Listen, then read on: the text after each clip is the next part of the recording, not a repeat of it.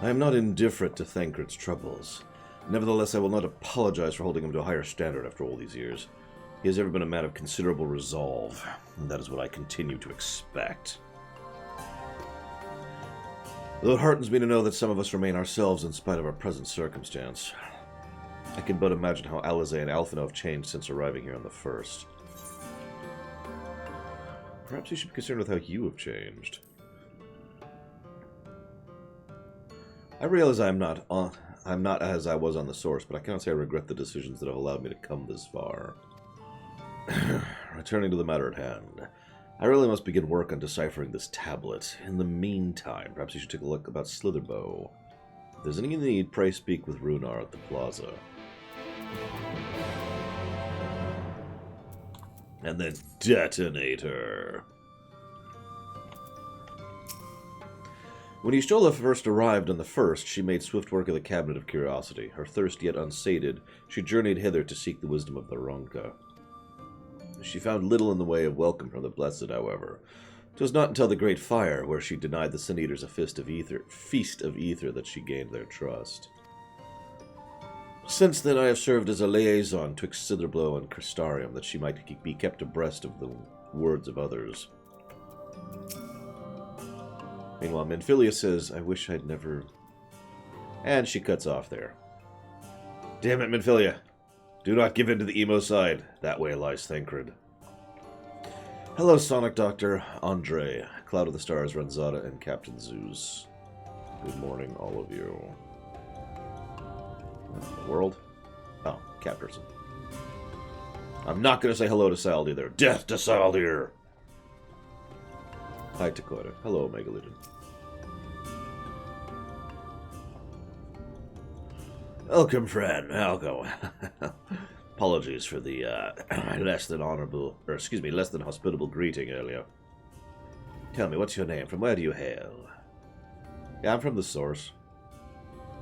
From the Crystarium, I see. And this tablet you brought may help us find the Light One here in Roktika. Well, you're welcome to stay with us for as long as you need. Come, let me show you around. Yes, Dakota. I mean, that's the last reunion. Would it be alright if I joined you?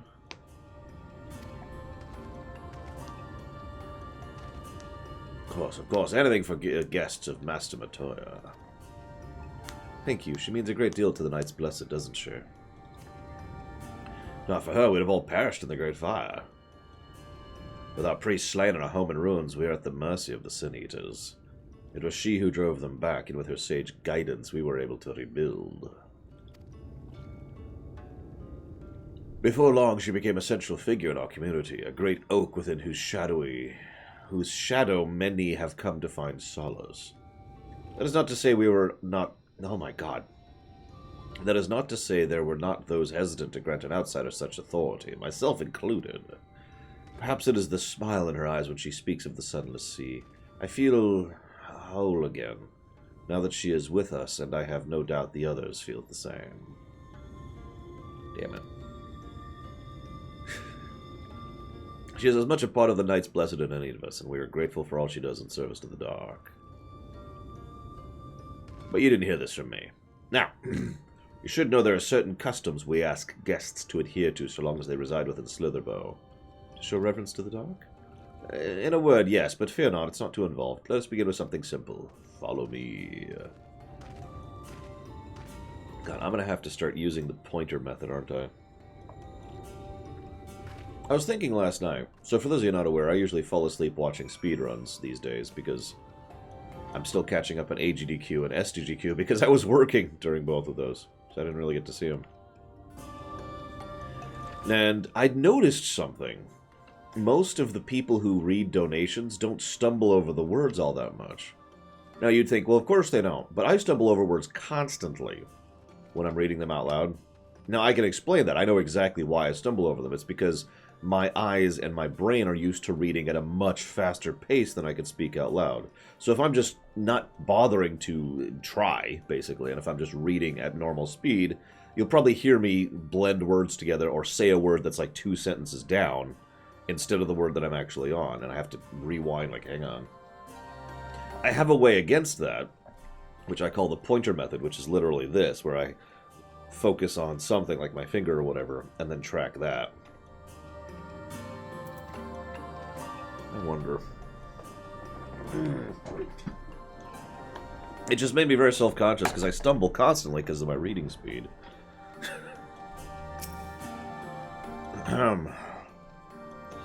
Back scratcher. Should you see any of our people come to this chamber, they have likely returned from a journey beyond the borders of Raktika. We use the water stored here to cleanse ourselves of the light's impurity. A simple and perhaps peculiar custom, but it is one of our most important. Would you two kneel for just a moment, that I might rid you of the light's impurity? Do you have any idea how much light energy is in me right now? Any concept? I mustn't be rude to our hosts. Nope, I'm being rude. Game over. I will never kneel. Okay, fine, I'll kneel. Whatever. I'll kneel over here. Kneel. It doesn't work. Of course it doesn't work. I will kneel facing away from him. You've got to be kidding me. I literally have to kneel before him to progress the main quest. Negative to gameplay! Fine, but I'm still facing away from him. Ah! It forced me to face him! Frickin' quest! God dang it. Hi, Colgrim. Hello, Nagamikado. Alright, Saldir. Here's a heal.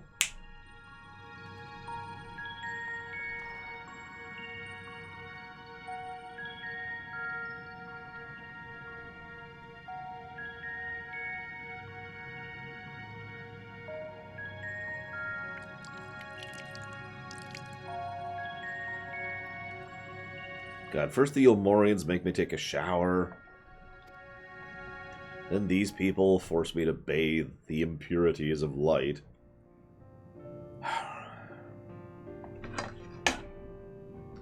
That is not true, Omega Legion. That is not canon. And with that, you have been cleansed of the light's blighted touch. How do you feel? Completely the same as I did before. I'm not sure, to be honest. Not refreshed exactly, but I do feel different. Has this water been treated in some way?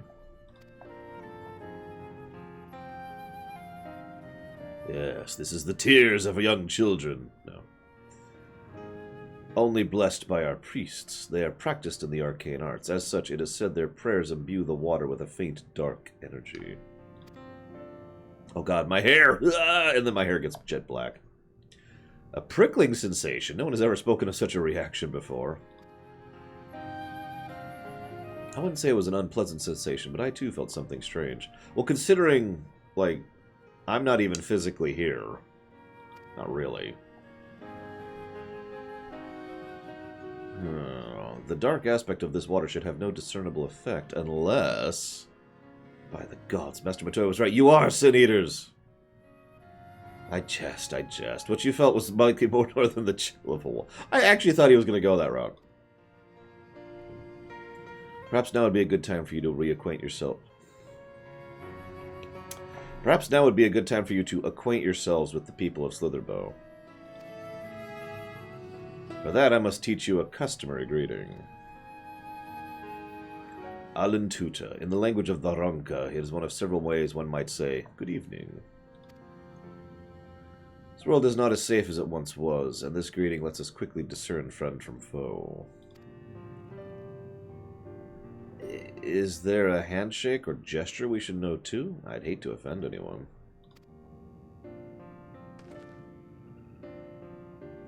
You need not worry. Merely speak the words Alentuta. They will know you're a friend. You are friends of the blessed. I will await your return here. Now go. They are likely to be heartened by your knowledge of our ways. I'm even using this damn thing. I'm still reading too fast.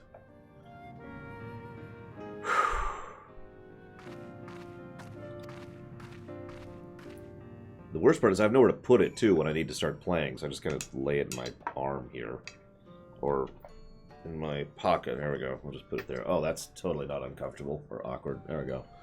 Professional streamer, ladies and gentlemen.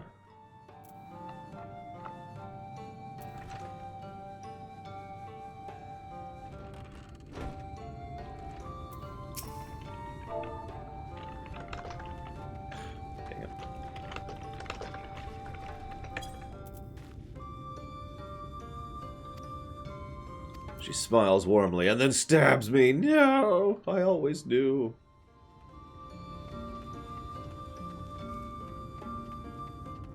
Look, we do what we must, okay?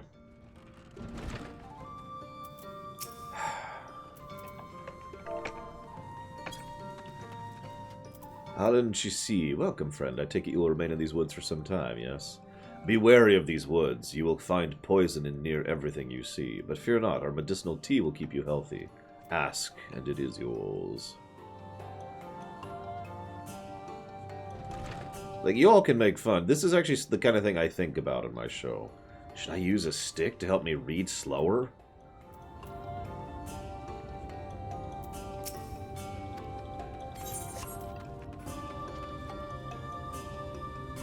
I mean, whatever it takes, right? Whoops. No. Ah, a newly come traveler, Alan Chisi, and welcome to the Slitherborough. Bo.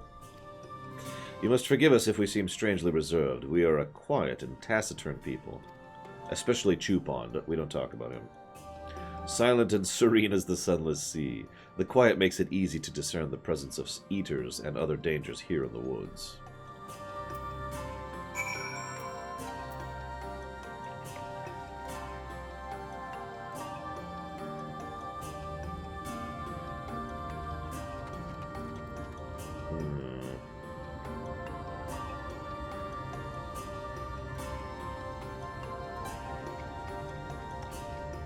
See, now I'm debating, maybe I should bring a towel in here. And I know what you're thinking, why a towel? Well, if I just put this down, it sounds like that, because that's glass, right? It's going to be loud and obnoxious, especially if I do that regularly. But if I have a towel, I could lay it down and it would sound much quieter. At least hypothetically. Be right back.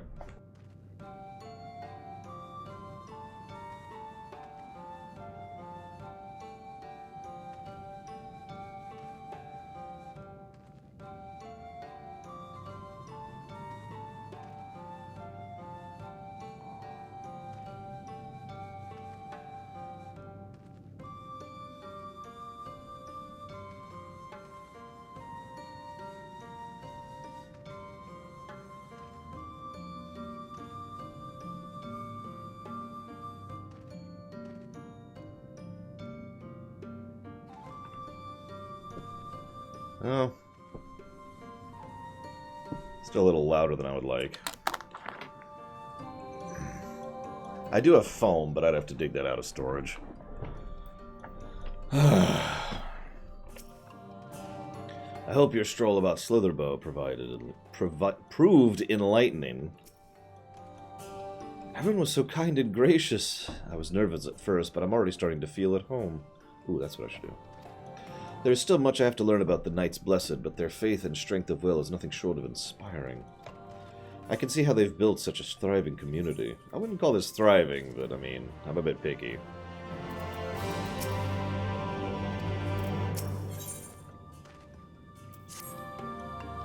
Please be voice acted.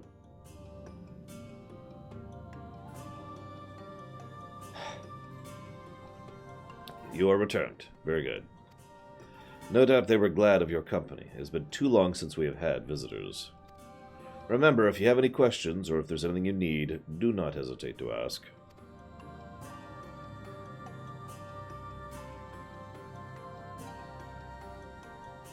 Speaking of which, we must arrange food and lodgings. Oh god, no, please, no more local food. I've already gone down that path. As friends of Master Matoya, we cannot ask for payment, but if you'd be willing to lend a hand, yeah, I'll do your side quest.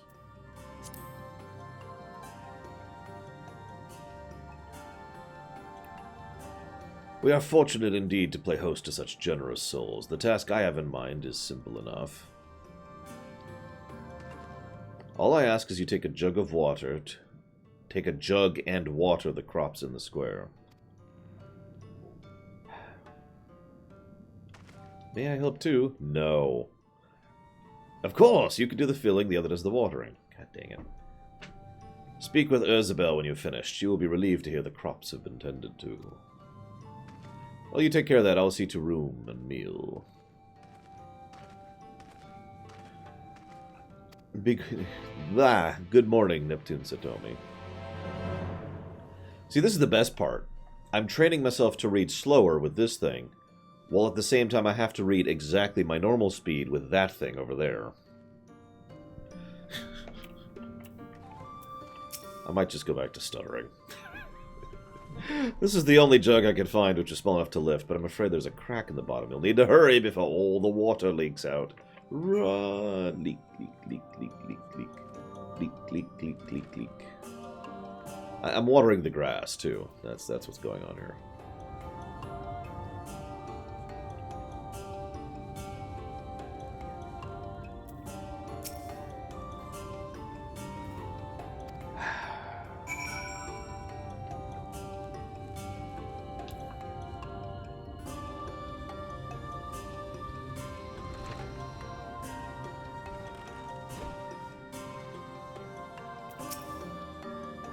No, I need one more.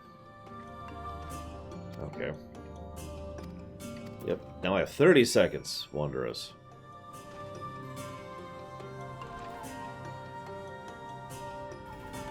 Reminds me of the fates I had, or no, the dailies I had to do for the leaf people reputation. I can't think of their names.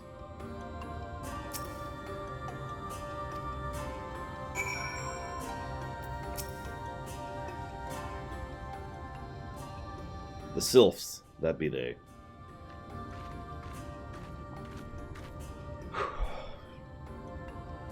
Well met, travelers. I observed you earlier speaking with the others. Have you need of something? No, I just wanted to tell you we watered everything. You watered the crops? Ah, apologies for not noticing sooner. I've been rather distracted of late. Watering the crops was always Tadia's duty, but she's no longer with us. We have since taken to sharing the duty, though never with guests. You are most kind. Is there anything else we can do to help? We could plant something if you like. There is no need. The plot is small, it's true, but it provides us enough to survive. We ask for no more.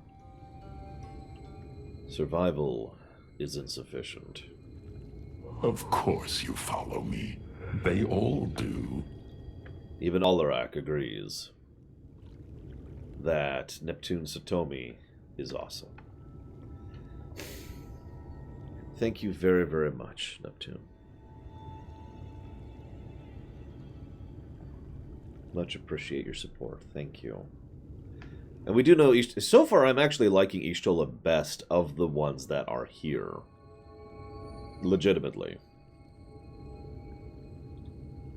Which I could complain about, but I'm not going to. Or maybe I should. No, I'm going to. But I don't like to use the word complain. Complaining in my mind means, and I don't feel like I'm being like that. I don't know, maybe I'm a weirdo.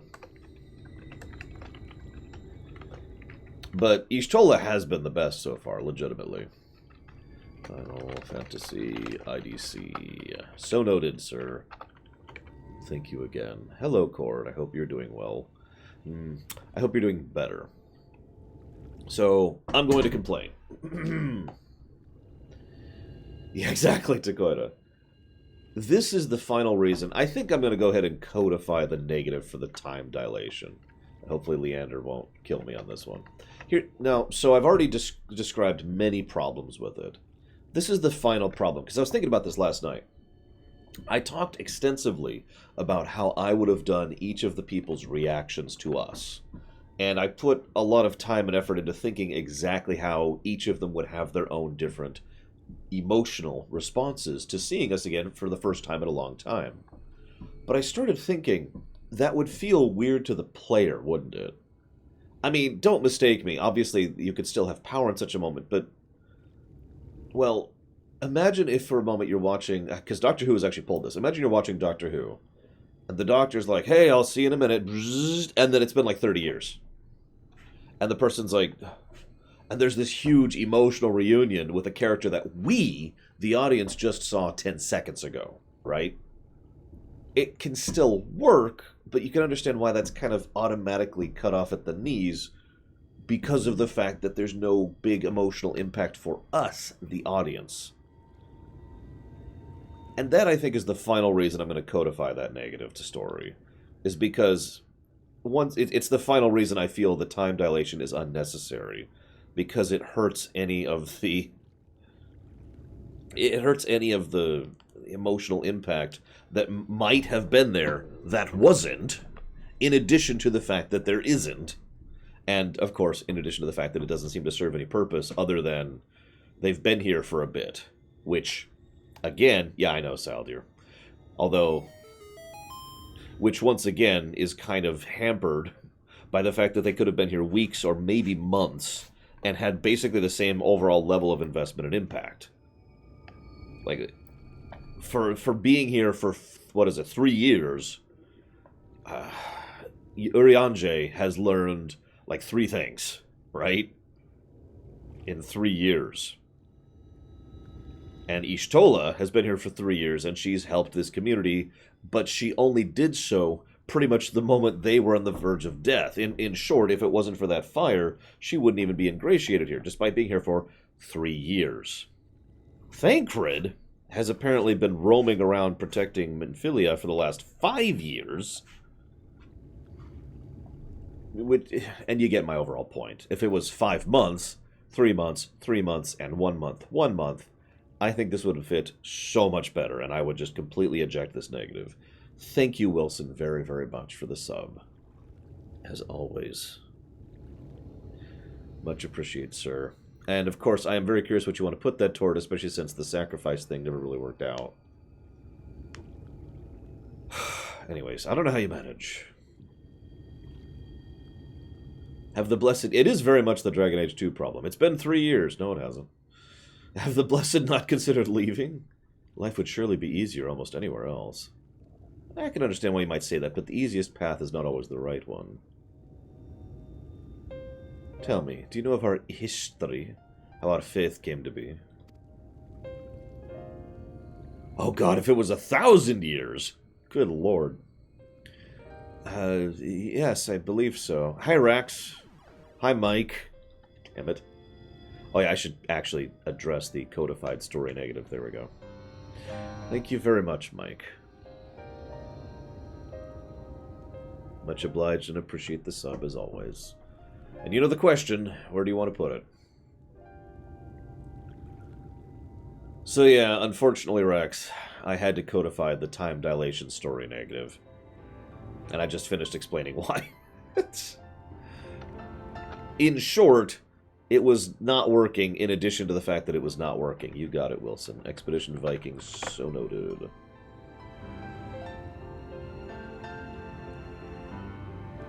And Mike wants to put it, 200 nerds, 12192, FF in IDC. You got it. So noted to both of you, and thank you again. The Knights Blessed was initially formed by those who lost their homes in the wake of the flood. Hi, Darth Tyrant. What began as an occasional gatherers of survivors eventually grew into a community, which ultimately decided to strike out on its own into the Raktika Greatwood. I see you've read your history. But there's a history that is told and one that is lived. Like many in those times, the first of the Knights Blessed lost everything. Homes, loved ones, all they held dear. To make matters worse, none could say what became of the souls of those lost to the flood when their bodies were reborn as sin-eaters. The people were without answers, without hope, and their gods having drowned along with everything else. It seemed that nothing was beyond the reach of the light. But soon they realized where there is light, there must be darkness, and in that truth they found new faith. A belief that the souls of the departed could yet find peace beyond the burning skies and the sunless sea above. This is why we pray, for the safe return of wayward souls into that blessed black abyss, for the return of the night, that we might someday look upon the kingdom of heaven with our own eyes. We remain in these woods for the selfsame reason our founders first chose them, that we may lead lives of simplicity, with the shade of these trees as a constant reminder of our faith. With so many seeking paradise in Yulmore, it's refreshing to find people who value a humbler existence. Yeah, extremes is all I gotta say about that. There's a middle ground, people. You are so kind to say so.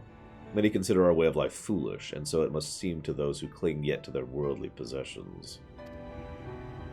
In times such as these, when everything can be taken away in an instant, it is all too easy to lose sight of why we fight to go on living. It is not to hold fast to material things, but to those who went before us in our hearts and to keep preaching! Jesus! Congrats, Rax. This we must do for them, our children, and generations yet unborn. Yeah, this place literally has shade. By the way, I'm glad you're enjoying Arcane Warrior Chord. It's easily my favorite setup in DAO, and I've played DAO several times. Although we've never done an IDC of it. Let's not do that. We have enough on our plate right now. Oh, there go their crops. If only they'd planted more. What did that say? I apparently already have the Unbreakable Orchestrion. Does anyone need the Unbreakable Orchestrion? Yeah, I'll use that, fine.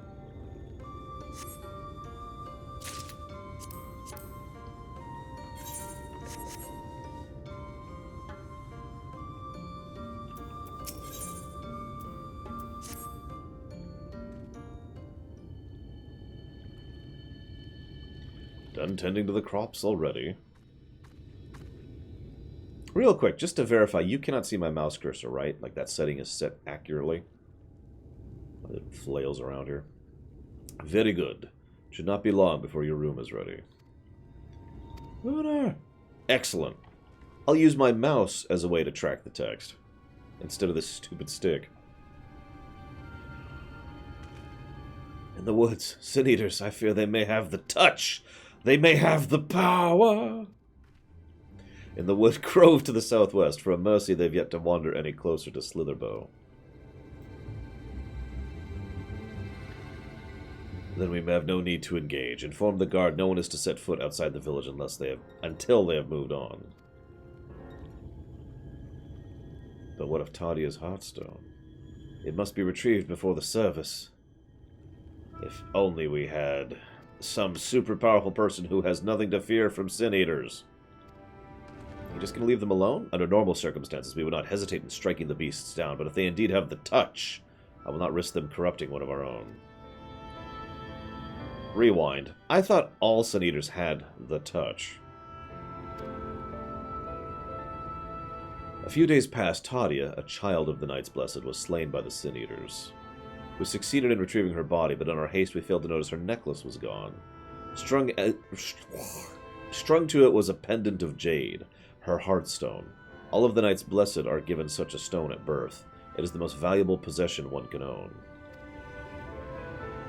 Well, then why are they threatening, Omega Legion? That massively reduces the threat that they possess. It is custom to present the Heartstone of the deceased at their funeral as an offering to the heavens, but now...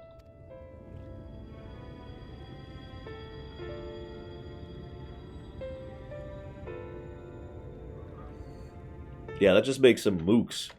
Still dangerous, but, like, I thought we were dealing with a, oh god, infection spreading scenario.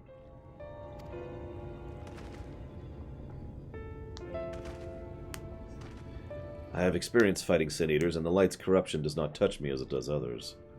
Master Matoya called you Minfilia, did she not? Are you truly the Minfilia? Descended from the Oracle. I mean, the Oracle. On stream I did, Majdi, but I have not played any of BFA off stream, no. I haven't played BFA, well, I haven't been subbed since January. I haven't played since whenever I streamed it last. Even so, I dare not ask you to risk your life for the Blessed. I understand how you feel, but I can't stand by knowing that our people are in need and I can help. Please let me do this.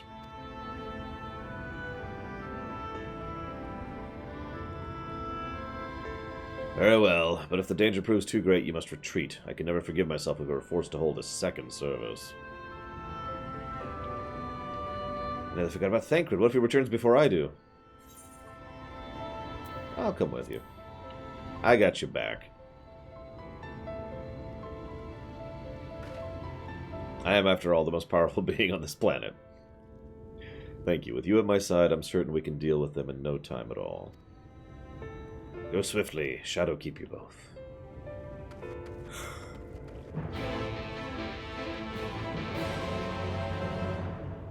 I mean, don't mistake me. The Sin Eaters are still obviously a threat.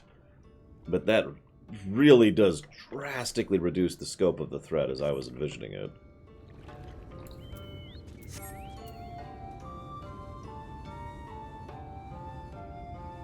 Like, by magnitudes. Now, that being said, now that we've readjusted to this new information, we can presume that anytime you see one that actually has become any Sin Eater that actually has the touch is therefore arguably even more dangerous to normal people than anything else. As we saw back in, I forget the name of the desert.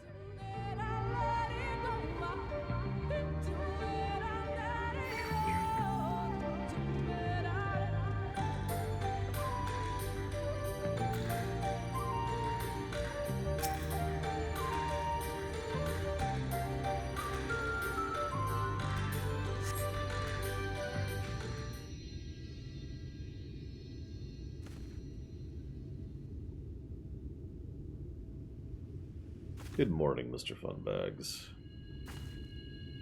There, the Sin Eaters. Well, let's kill them. Come on, let's go. Okay, 2 of them. That's gonna suck. We could probably still manage. This is a sneaking mission, Snake. There's no way we can search for the stone without dealing with them first. Then let's friggin' go.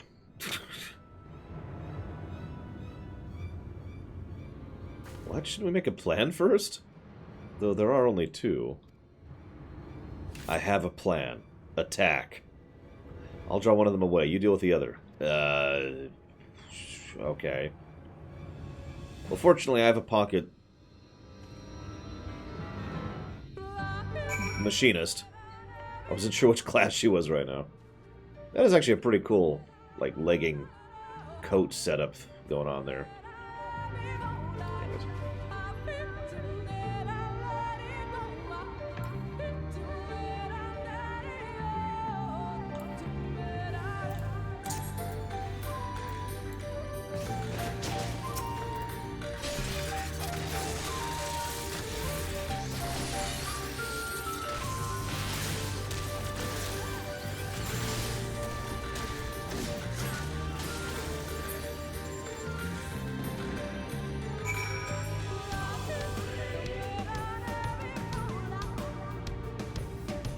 Hey, there's nothing wrong with enjoying a nice cup of Java.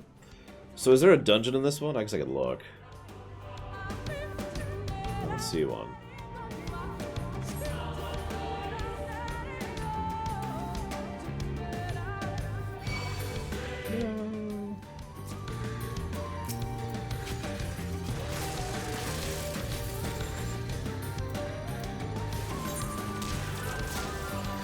Huh. So, in Heavensward, I could say, I'm not sure if they did this in Stormblood. You see how, like, I can see the attune thing right here, even though I don't have this explored? You used to be able to see dungeons. The little dungeon icon would be there, even if you hadn't explored it yet. It's actually weird that they would change that, especially since you can still see points of interest, as well as the attune stones. Ah! And I've talked so long I've become under attack. If that isn't a metaphor, I don't know what is.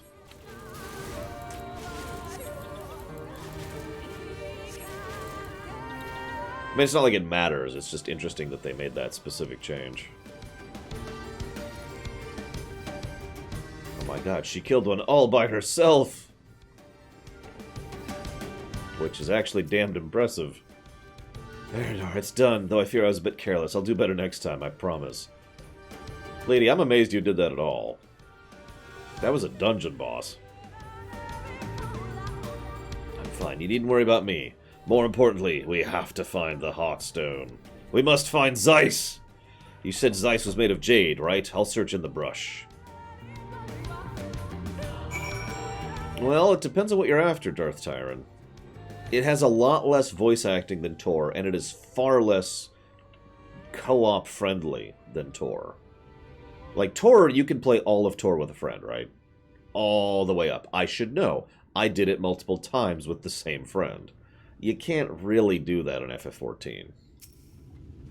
However, if you're not opposed to basically soloing the game, then there is quite a bit of enjoyable storytelling and some interesting quests and bosses all the way up. So, with that proviso, I would say sure. Now, this is a sub-MMO, so do keep that in mind. It's one of the only ones left. Anyways, thank you very much, Zeiss. Even the music is thankful.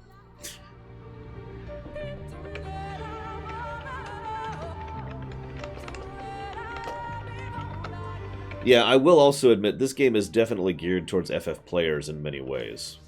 For good and bad. Actually, Darth Tyrant, I hate to point this out, but at this point in history, the sub-models are the exceptions. In fact, I can only think of two.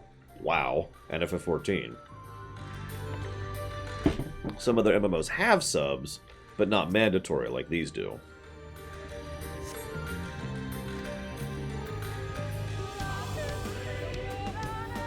Now, I would say, and this is just a personal bit of advice, in my experience, if you are legitimately leveling solo, you should probably play a tank. You're just going to have an overall better time, in my experience. That's just my opinion and my preference on the matter. Like, you can level other stuff, obviously. The whole point is you can be any class on your one character. But for your first class, I would highly recommend tanking. I've got to be just staring right at it and missing it. Is it around the tree trunk, maybe? Up. Hello. Now, that being said, I can't even advise you on which tank to play. Mostly because the only one I have at level is Paladin, which I didn't like before the patch, or before the expansion. I used to like Warrior. That would be this guy right here, which is a big two-handed axe kind of a deal. Paladin is in combat. Hang on. There we go. Paladin is sword and board. Come on. There we go. And so the way Paladin used to work is Paladin was a lot more cooldown heavy. You had far more buttons that you could use to prevent you from taking damage or whatever, right? Warrior was far more about active mitigation. Most of the mitigation you got was from stuff you were doing to do damage. In many ways, Warrior was basically a DPS tank. Now, Dark Knight, it was hard to put a finger on Dark Knight, but I also never really finished leveling it. Dark Knight, I would say, is probably more fun than the other two, but arguably worse in terms of actual output and capacity, and we've actually had a bunch of talk about that. I don't know Gunblade all that well at all. My Gunblade's only 60-something. 60. My Gunblader is only 60. Gunbreaker? That's what it is? Whatever.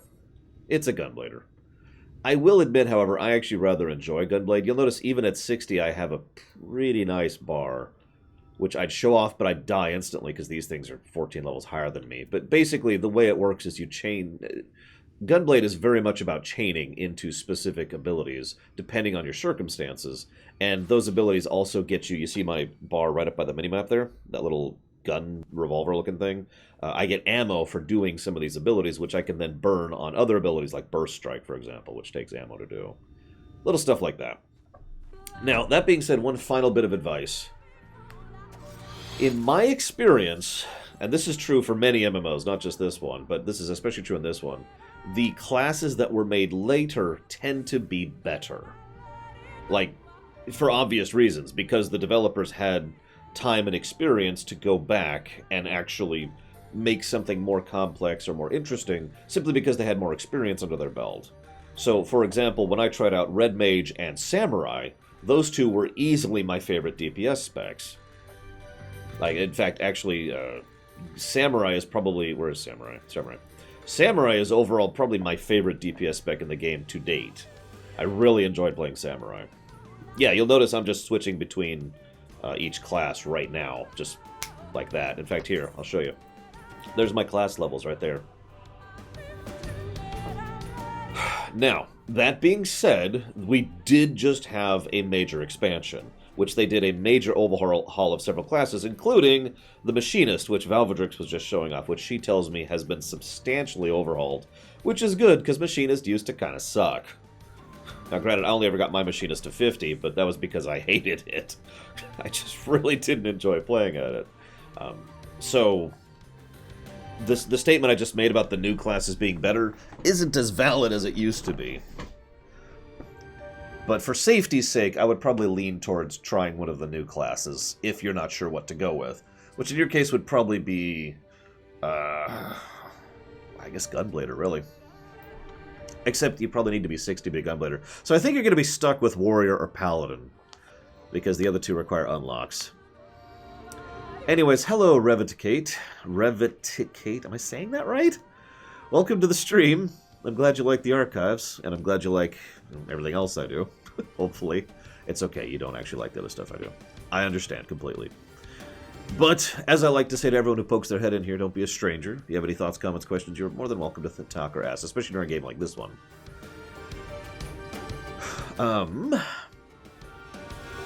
Now, yeah, I've heard what Zasapis in chat there says, that each of the tanks has been far more homogenized than they used to be.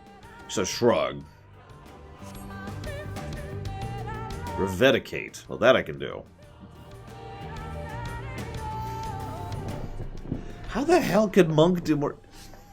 So I made a comment before the expansion that I thought Samurai should do even more DPS. Now I know what you're thinking. Why? Because in my estimation, you know, as an MMO player of the last 20 years, I guess, at this point, if you're going to have a pure DPS spec or class, then it should do more DPS than a hybrid. Now, that's just my opinion, and people have been arguing that back and forth since forever.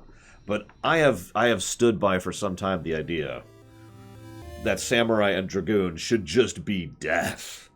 Just raw, pure output should be higher than other classes. Because they have nothing else they bring to the raid, right? I mean, to me, that just seems so logical. What do you bring? Heals? No. Buffs? No. Reses? No. Ranged capacity? No. Then bring the power, right? Anyways. That's a shame, though. I really liked Samurai. Like I said, my favorite DPS spec. Thank you very, very much, Frank Giappa. Much appreciate the sub, as always. Thank you. Do you happen to know where you want to put that sub? Apparently, Dragoon means utility. Like what? I mean, I'm not disagreeing with you. I'm just, like what? What does a Dragoon bring other than killing people? Samurai didn't bring anything other than killing people when I was playing it. Nothing at all. All of the abilities were just doing damage. Apparently Dragoon's buff. Okay. So is Samurai the only pure DPS?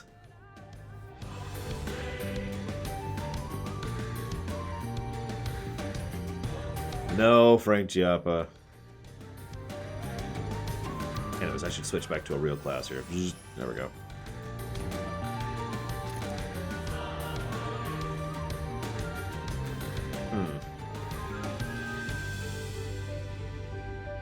Nice title, Velvetrix. That's funny. I hated Black Mage before the expansion. Just so... where is Black Mage? There it is. Immeasurably boring to play as. So I've heard they've done some pretty significant changes to it. You'll notice I haven't even updated my bar yet for the new stuff. Anyways, back over to Healer. There we go. Alright, Frank Giappa, if you insist. Make sure you vote, by the way. We do have an ongoing vote, which I'm going to be plugging tomorrow during Lure Week as well. But so noted. Thank you again, sir. Hi, Maria LeMay. What's up? Whoops. Yeah, that's one of my biggest complaints on Mega Legion. We talked about that yesterday. I really dislike how many classes you just have to kind of live with until they get good, which is way up there, like 60 or 70 in some cases. Like, how do I know I like the class if I have to get to 70 to know if I like the class? Anyways. Do you have any luck? I did. Wrong. It's beautiful. This has to be it. You know, Thinker always said you were a man of many talents. I think I'm beginning to understand what he meant. I have much to learn if I'm to be even half the hero you are. You don't have to be a hero, Minfilia. You're not the other Minfilia. Can we give you a new name to justify the fact that you're not Minfilia? We should head back to Slitherbow. Runar and the others are probably worried. I agree, Valvedrix. Even though I mentioned both WoW and Guild Wars 2 when it came to the try before you buy concept, both still do it wrong. Like, there are still flaws with both methods. So, in Guild Wars 2, you can try before you buy after you buy. What happens is you buy a scroll or whatever, right? And what it will do is you use it once, and that boosts you to 60, I think, and puts you in a 60 zone where you can try out, see what you think of the spec and all that. Then you can cancel it, which puts you back at whatever level you were, or confirm it, in which case you actually consume the level boost. Now that's cool, but again, you have to actually buy the level boost first before you can even do that. In World of Warcraft, they don't... You have to already have an active subscription to the game, and they don't allow you to try out every spec, if I'm not mistaken. I'm not actually sure on that one. We showed it off during the Legion lore run, but... And that's at 100, not 110. So, in both cases, it's not correct. Favorite Elder Dragon in 2? Oh, that's easily Kral Katoric. And I'm not going to spoil why. We're definitely not spoiling Guild Wars 2 on this channel, but... Yeah. Thank goodness you're safe. I'd begun to fear the worst. Got your thing. While that is dark, you found it. We can proceed with our service as planned. These blessed gems serve not only to protect us in life, but to guide our spirits into the sunless sea in the hereafter. Even should we be felled by the Sin Eater, so long as these gems are recovered, our souls are ensured peace in the dark. That's probably not true. I hate to sound mean, but that's probably not reality.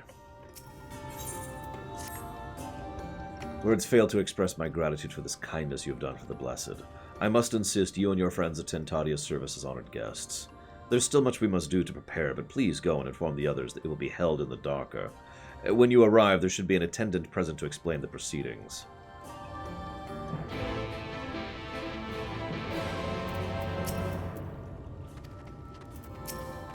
Laura and I learned much about the Knights Blessed while you were away. And we helped to recover a lost heirloom in the woods. I know I wasn't supposed to believe, but they really needed our help, and there were Sin Eaters, and as long as he accompanied you. But do try to be more careful. Your injuries could have been a lot worse. How did you... Let's just say a little bird told me. And it's telling me now that Lore has business with us. Yeah, I'm right here, dude. Something the matter? That's a good question. What do you require to play a Vieira? I thought you could just play as one. Yeah, you just need the expansion. Wait, what did you say about Sastasha earlier?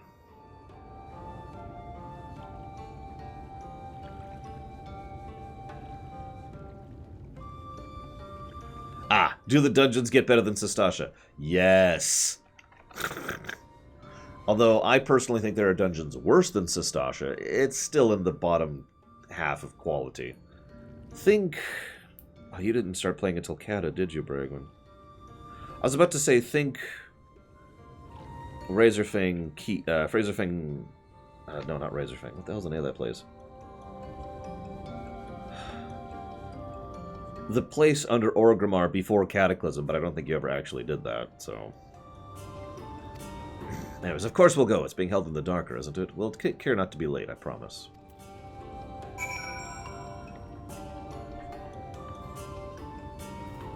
you didn't really start playing Tolkata. No, not Razorfen Downs. It's the one at Orgrimmar. It's Ragefire Chasm. There it is. Blank Chasm. That's what I was thinking. That's why I kept stumbling over Razorfen Chasm. Like, no, that's wrong. Yes, Ragefire Chasm is what I'm thinking of. The original Ragefire Chasm. Not the second one, and not the third one, because they keep revamping that stupid place. There's also a fourth one, but that's not a dungeon. That's a scenario. There's technically a fifth one, too, but that's a raid. Anyways.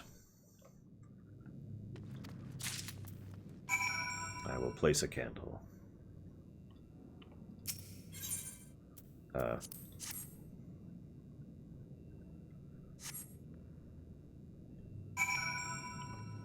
Honestly, probably Nihilus Chord.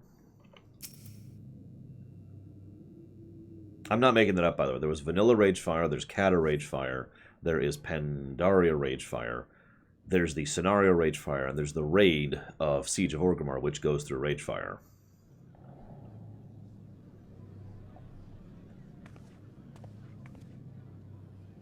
This is probably voice acted.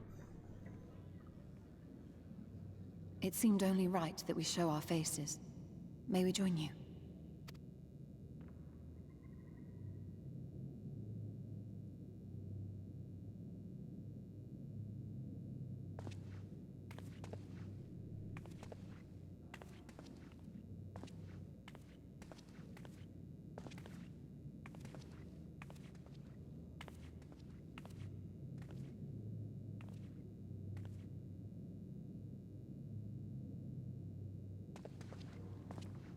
Let us begin.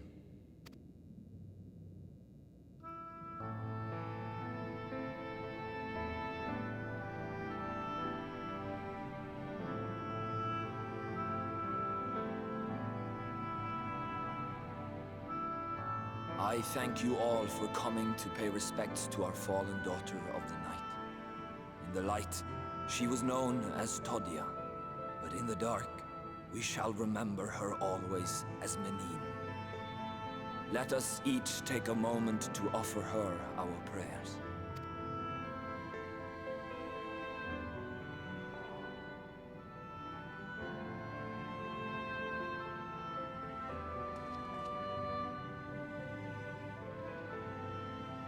We entrust her now to the night's sweet embrace. In darkness will she be free from pain and suffering, now and forevermore.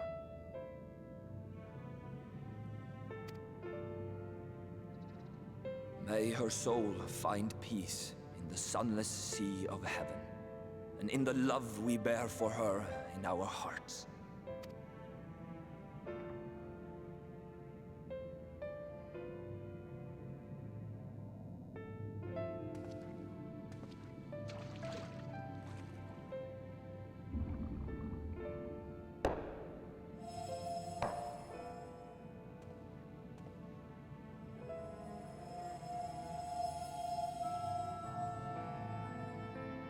That vessel represents the night sky, the sunless sea of heaven.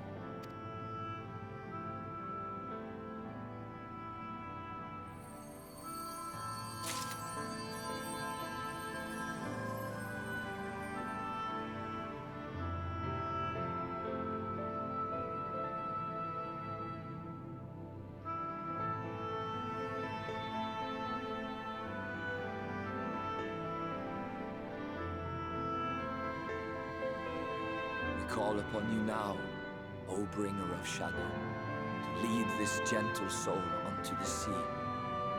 We call upon you, O warrior of darkness, to deliver her unto paradise everlasting.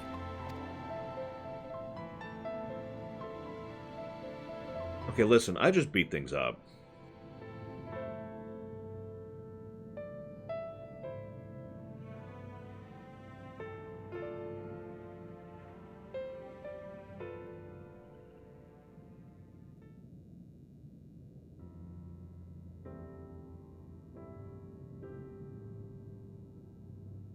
Oh, I know, Rex.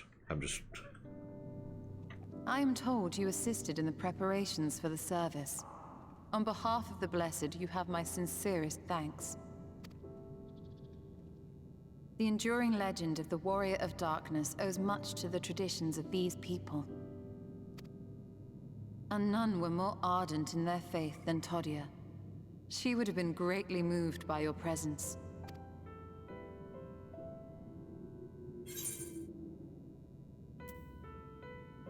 I'm gonna go and go with option 2. You know I don't deserve such reverence.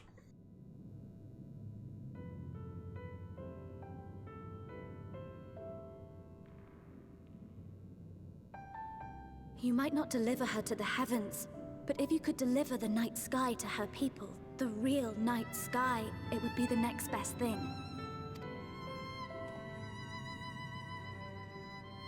Their prayers would finally be answered. They could gaze up at the firmament and see their ancestors in every twinkle of the stars. We cannot allow their hopes and dreams to drown in the light. We have to bring back the dark. If we don't, who will?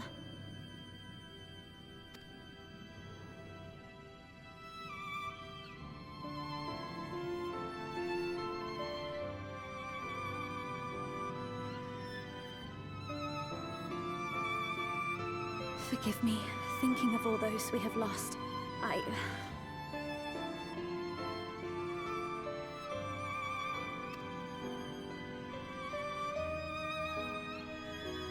No, it's all right. We will bring back the dark. I mean, that is literally our jobs. Mayhaps sooner than later, in fact.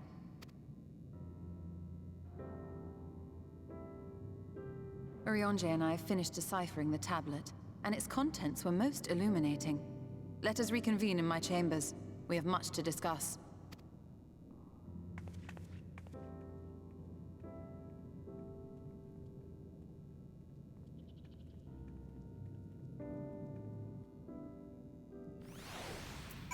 I agree, Rax. I will also say, in addition to the quantity of dialogue choices we get, I like the fact that there is a substantial variance in the types of choices you could pick. You know, the Witcher 3 thing, allowing us to pick the flavor of good guy we play.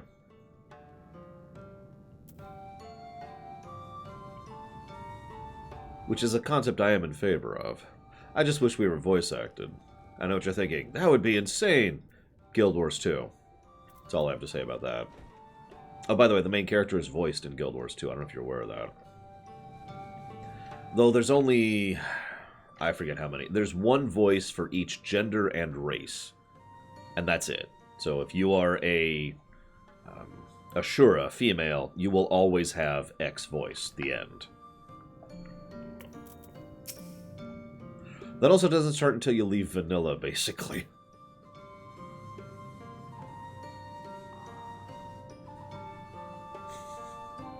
Good, you're here. Thanks to the Exarch's gift.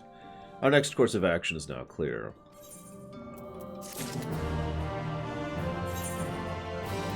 Well, Takoda, you've probably watched me enough to know that it's inconsistency in voice acting that tends to bother me the most.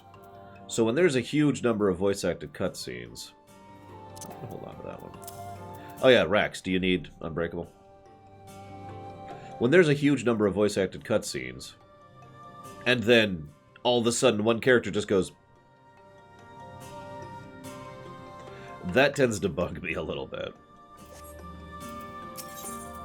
Especially since we aren't voiceless. We are not Chrono. We are not Gordon Freeman. We say stuff, we just don't hear it.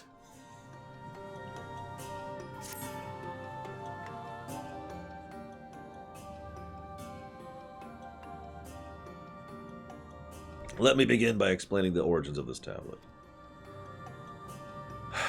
I initially believed it might detail the history of the Church of the First Light. Much to my surprise, it dates back to the end of the Ronkan Empire, and was likely written under the direction of the reigning ruler. Hello, Night Forger. And hi, Russell Lisu. Sorry I didn't say hi earlier. Or should I say Kapopo? It was a time of strife and unceasing war with neighboring nations. With each passing day, they yielded more and more territory to their enemies. In their desperation, petitions for aid were sent out to their allies. This was one such petition. And you think this ancient petition will somehow help us get into Ixmaja? Indeed we do. For etched into this tablet is a method by which one may prove themselves an ally of the Ronkan Empire. Provided we are able to decipher said instructions, we may also entreat this ruin's protectors to grant us safe passage. The problem, however, is I presently lack the resources to decipher them in their entirety. We have but one recourse. There exists a monument inscribed with ancient Ronkan text and translations into a more modern dialect which came into use after the fall of the Empire. I am confident it will suit our purposes. And where can we find this monument? Here in Satia, quite close to Slitherbow, in fact. The good news ends there, however, for it is in possession of a rather radical faction of Dark Worshippers, the Children of the Everlasting Dark. If I am to study the monument, I must infiltrate their encampment.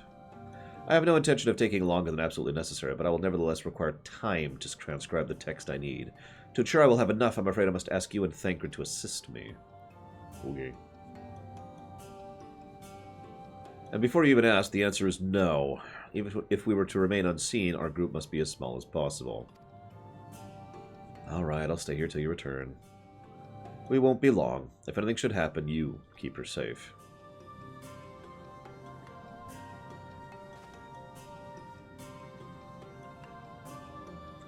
And let us convene outside, to the west of Slitherbow, where the path diverges.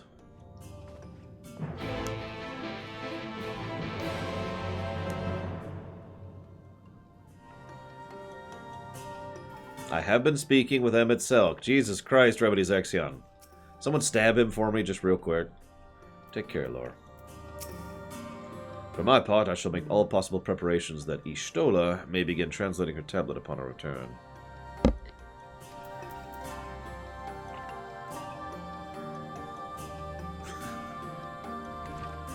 Yeah, and it bothers me in STO as well. STO has the exact same problem. A fairly large amount of voice acting. In fact, by the time you hit the Delta expansion, everything is voice acted except the main character. So what happens is you've got a cutscene, one solid cohesive cutscene where it's like, we need to go activate this thing. Yes, you're right. What do you think we should do, Captain? That's a good idea, Captain. I think I agree. But are you sure we should do that? Maybe we should go do this other thing. You're absolutely right. I don't know why I doubted you, sir. And that just drives me batty.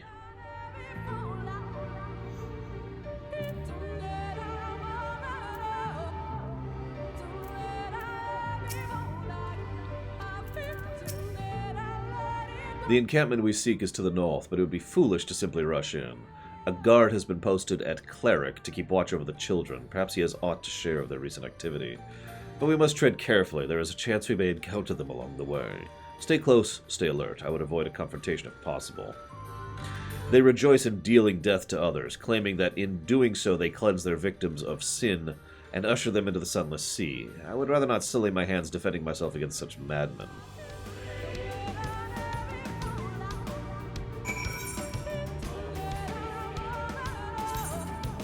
Sorry, I just realized something. There we go. Since in that last cutscene it was kind of hard to hear him under the music because of voice balancing. Now that's interesting, Darth Tyrant. Let me ask, other than obviously bad voice acting, what would be worse? As far as voice acting, anyways. Because there's no one is voice acted, which, whatever. You know, it's pretty normal at this point in time. There's everyone's voice acted, which is, you know, it's basically Tor at that point. Remember, we are voice... So, for those of you not aware, the player character in Tor is also voice acted. They pull the BioWare trick where they attach a label to the main character, and that's how other people refer to us. So rather than saying, Darth Tyron, they'll say, My Lord, or Roth, or, you know, I don't know, any other basic honorific that applies to the character that we're playing as. Oh no, it's the evil evilman of Evilxon. Yeah, Outlander. Yeah, that's another one. I call that the BioWare trick, because that's pretty much what BioWare does. I mean, we're always called Hawk in Dragon Age 2. We're always called Shepard in Mass Effect.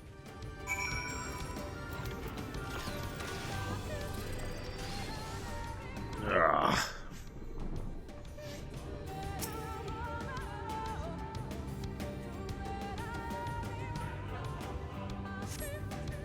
It's a neat trick. It allows you to still name your character and still have your character be reacted to in voice.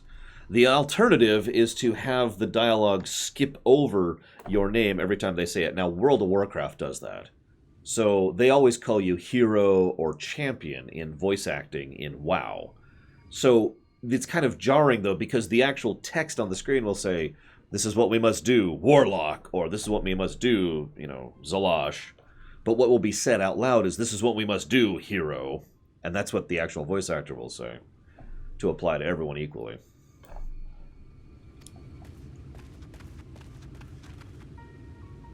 Thank goodness you're unharmed. We would have arrived sooner, but we too had a rather unwelcome visit from the children. You are an acquaintance of Master Matoya, then. My apologies. The children have been acting strange of late, so I thought to take a closer look. I was careless. Strange? What have you seen? At first, there seemed to be nothing out of the ordinary, the usual gathering of ingredients for poison from fauna and animals. But then I took notice of their venomous spiders. They've been breeding them in much greater numbers. Why would you breed spiders? It's as if they're preparing for something. Any ideas as to what? It'd be anything, really. If it meant the end of the Blessed, nothing would be too cruel or violent for them. But perhaps we can use their present preoccupation with spiders to our advantage. I don't want to fight spiders. If we were to introduce a threat to the nests where they keep them, the children would be compelled to save them. Bees, for example, are natural predators of spiders. Yeah, so's fire. Set them loose on the nest and we would have an opportunity to sneak into their encampment. What a mischievous plan. I like it. With a bit of smoke, we should be able to subdue a few colonies long enough to secure their hives. Have you anything we might be able to use? We have bombs at the outpost. Of course you have bombs at the outpost! I imagine the bees won't take too kindly to our visit, but once they've been knocked out, to take the beehives and bring them back here, 2 will suffice, I think.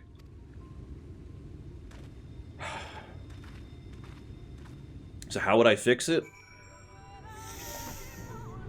So there's, in my opinion, there are 2 acceptable options. Both have their downsides.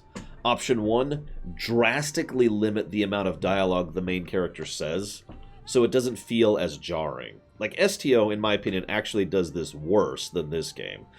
I demonstrated that earlier, so I don't really even feel the need to make my point. You, the main character of STO, will say entire lines of dialogue in total silence to people who will then respond to you in voice. It's very jarring.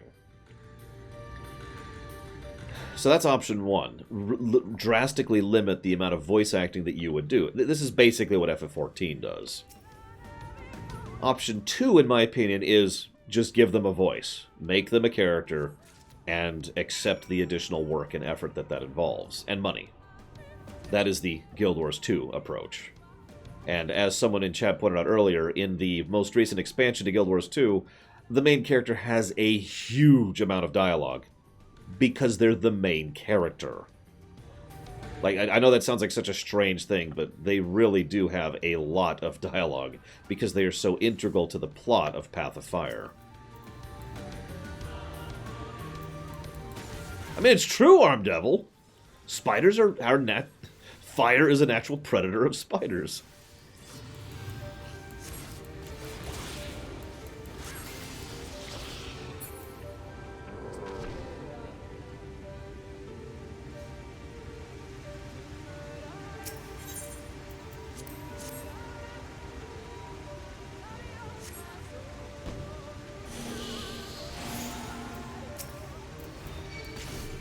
Oh god, it's a swarm. You remember Pathfinder?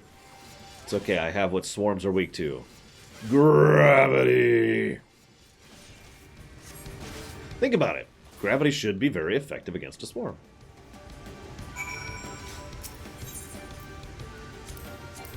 Oh,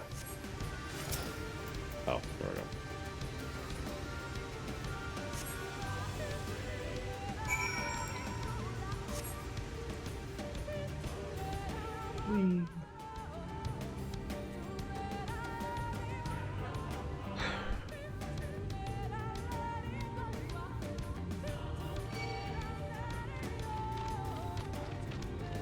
Now, truth be told, as much as I am a proponent of good voice acting, and I will always remain a proponent of good voice acting, if it really came down to it, if someone walked up to me and put a gun to my face and said, all right, listen, you can have STO and FF14, or you can have no voice acting at all, pick, I would probably take no voice acting at all.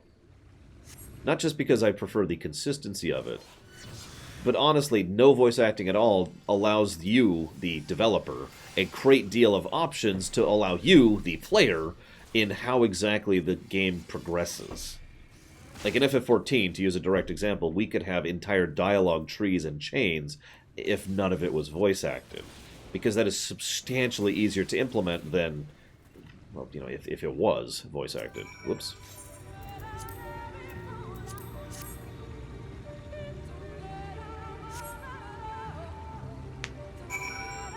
Oh yeah, that drives me batty, Earth Tyrant. That's the Neverwinter Nights effect right there. That's almost always a negative in my book. Like, inconsistent voice acting bugs me. Inconsistent voice acting in a single cutscene drives me nuts. I hate that. Like, going from, like, text, text, text. In any case, we should go ahead and progress through with our plans. Just hate that crap. Anyways, I got some stuff. Here you go.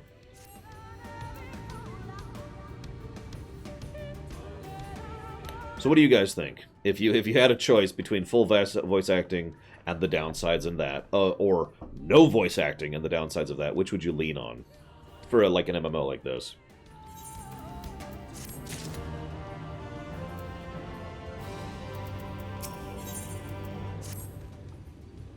The children's settlement is to the west, a place they call Woven Oath. According to the guard, there's an airway apart from the entrance which leads to spiders' nests. If the fates are kind, the way will be clear. Admittedly, I'm with you guys, mostly because this game, it makes decent cash, and Square Enix is not exactly hurting. It's the old problem of, I understand that this costs time and money, but you have both. You know, if this was a little indie studio, sure, come on. But Square Enix is not exactly a small-scale indie studio. Really? Okay, fine.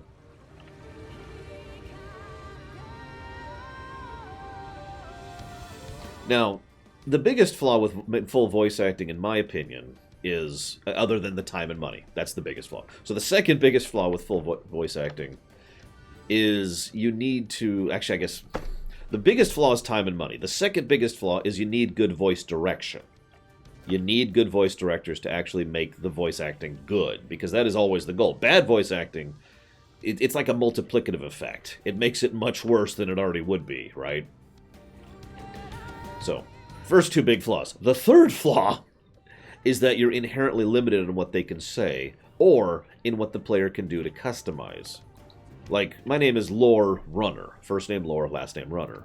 They can't really acknowledge that in voice acting. It doesn't work that way. So instead, what they'd have to do is just assign, like the BioWare thing, they'd have to assign a title to us, or write around our name constantly. FF10 is actually a good example of this. They just never say Tidus's name in FF10. Never. Not once. And they just kind of wrote the whole game around never actually calling him by his name. And then, of course, there's the BioWare method, which is obvious. You know, Shepherd.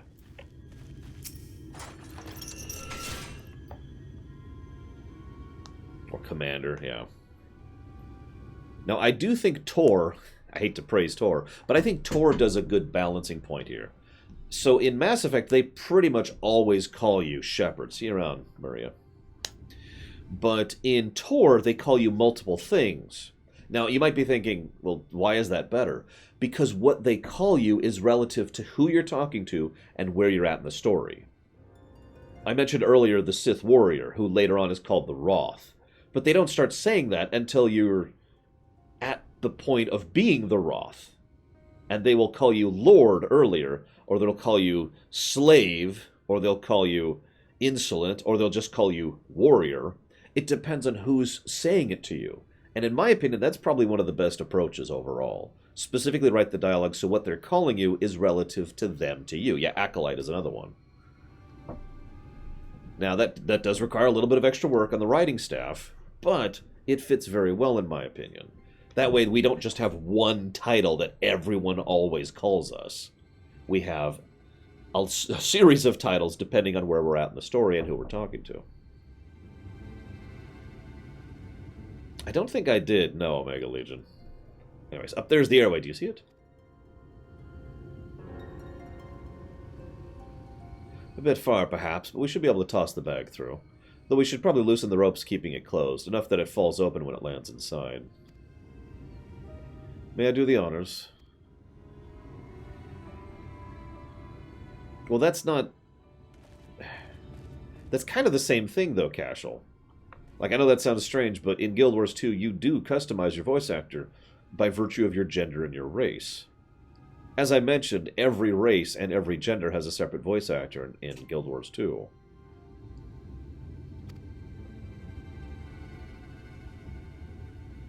What was that? By bees, by the abyss, they're everywhere! Up the bees! Sounds like our plan is working. Still, it's quite likely not all were drawn away from their posts. If we should come to blows with the children, I'll see to it any signs of struggle are concealed. Failing that, I'll create a distraction to buy Y'shtola more time. Should anyone get past me, it falls to you to guard her. Well, it also wasn't Voice Actors Guild people, wasn't it? In ARR. Your concern is appreciated, but I sincerely doubt it'll come to that. Why do I get the feeling you enjoy the idea of my loafing around bored in the shadows? Come now, Thinker. The shadows are fitting for a place of a warrior of darkness. Now, if you're both ready. Ah, there it is. I'm surprised we're only up to 7. I think ARR is the one where he really did that a lot. Now, Takoida mentioned an idea that is actually interesting to me. Oh, I did? I'll take your word on it. Boop.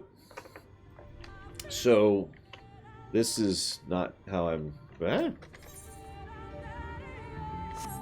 Oh, right, I need to go over here, don't I? Or is it down? No, it's over here. I'm right, I'm right.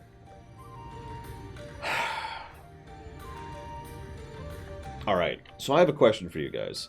Let's say you fired up Final Fantasy XIV, or an MMO of your choice, and you're going into character creation, and you could decide your gender, obviously, your race, and you can customize your appearance, but you do not get the option to change your name. You have a set name. What would you think of that?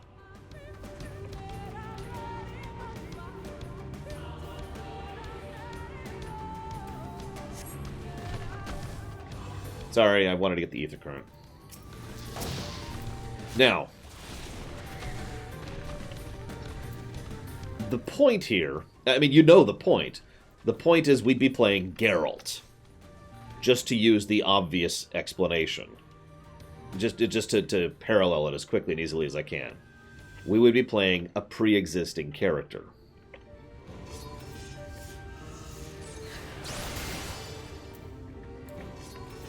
Why do I not?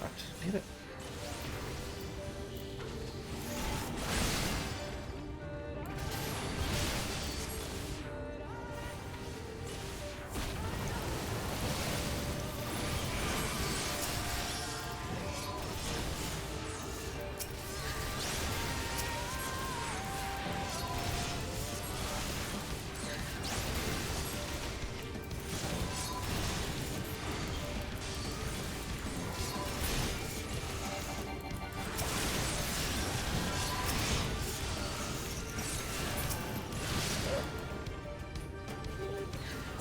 Now, Rax says no, and I understand completely the feeling there, but I really do want you to process that idea for a minute. Like, especially for a Final Fantasy game, it's not like we feel bad about playing Cecil, right?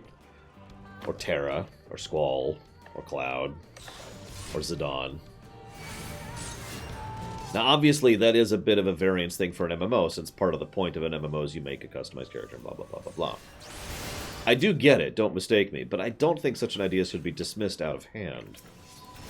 Especially for an MMO that is very story-focused, like FF14 is.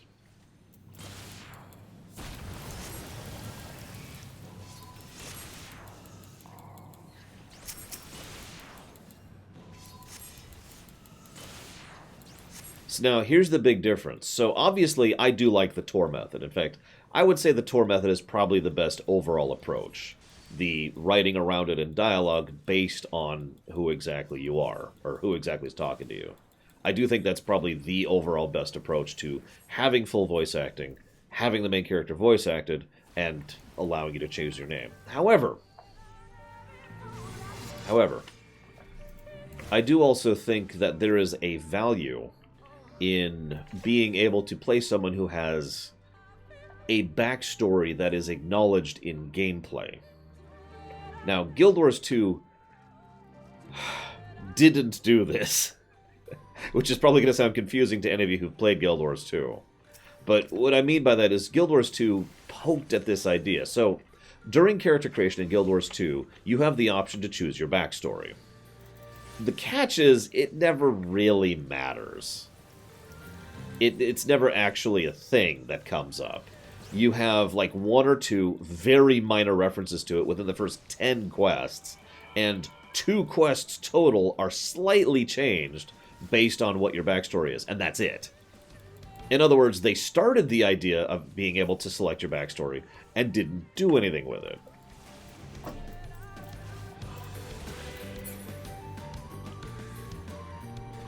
However, that is an in-betweeny option here. So, we make a custom character, we write around the name of the character, and we allow you, during character creation, to come up with a backstory for our character. It doesn't have to be something extensive, it doesn't have to be some mega amazing, and then in the 14th era of the 16th day, I decided to eat a sandwich, but this sandwich I decided to go with pumpernickel instead of wheat, because I am clearly insane. You know, it doesn't have to be some big thing.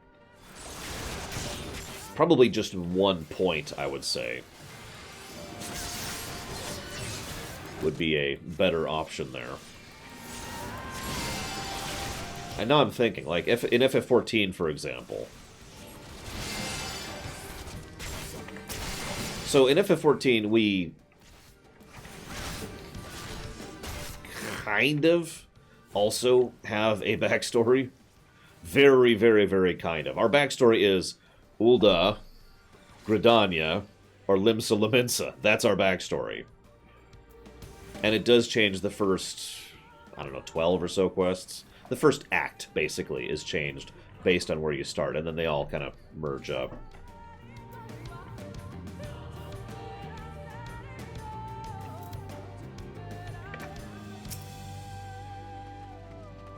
Pistola? Pistola. The font of seeing suggests this is a chamber for prayer. At the very least, they would not place this near potential distractions from their worship. Perhaps the monument is further in.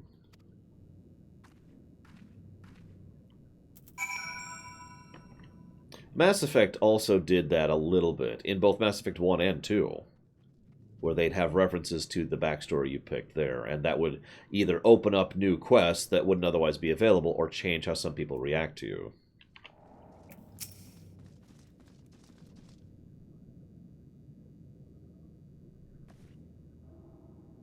Yes, this is it. It'll be just a moment. Keep watch of the entryway. On second thought, would you mind examining the murals while I look over this? At a glance, I could tell they're old, predating the founding of the Blessed and the Children, in fact. We're not like to come here a second time. 'Twould behoove us to learn all that we can.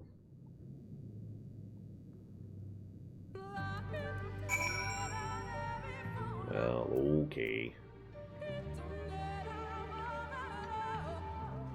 That's creepy.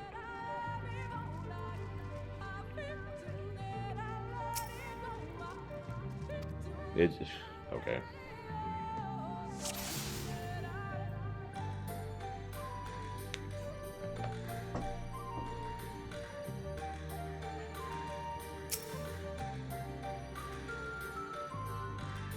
Well, good to know, Omega Legion, because I'm already too late to do it. A ruler sits atop a throne attended by their subjects. Can I escape out? Aha! I can't escape out. Never mind. We're okay. We're okay. Where is she? Where is she? See you around, Remedisection. Oh, you mean... Okay, I get you.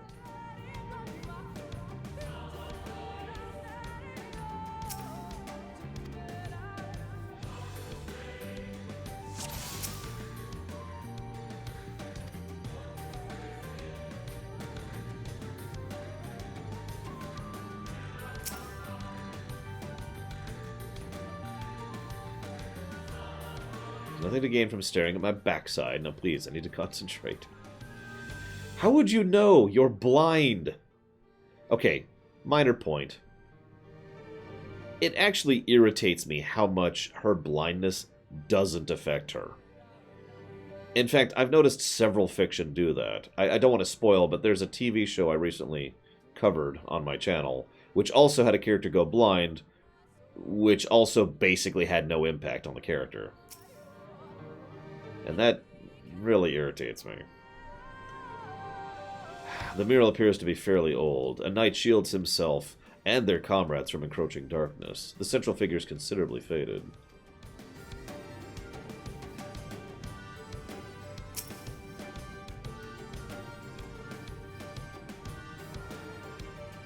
The mural appears to be ancient. A warrior in the middle stands triumphant over what appears to be a creature of shadow. Other figures surround the warrior, rejoicing in victory. Oh, it makes perfect sense, but she is functionally... let's say that differently. She is literally blind. She cannot see light. She cannot see color. She can see the ether spectrum, but, I mean, she should be having trouble with walls. People should be fine. That makes sense, because every person has an etheric current and an etheric pulse to them. But she should be having issues. They seem familiar. Depictions of heroes throughout history. The Age of Gods, the Empire of Ronka, and this.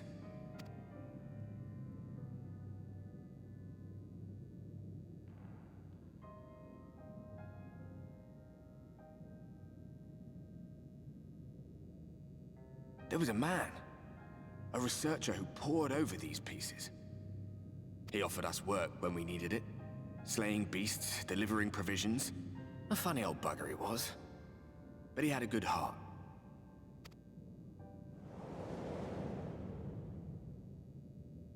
He believed this first painting dated back to a time of myth and legends. A tribute to the heroes of a long-forgotten era. The story went that it was rediscovered by an explorer from Ronka, who was so struck by its majesty that a second painting was commissioned, commemorating the heroes of their day. One day you will all be here too, he said. Heroes immortalized forever. Maybe I'll paint you myself? I had a good laugh at that. We were only trying to make our way after all. Being heroes couldn't have been further from our minds.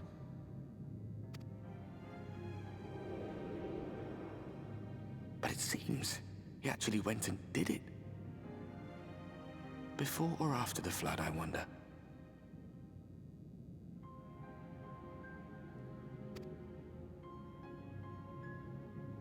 Rather faded, isn't it? Compared to the others. Or did someone try to scrape it off the wall? Well, maybe the man himself once he came to his senses.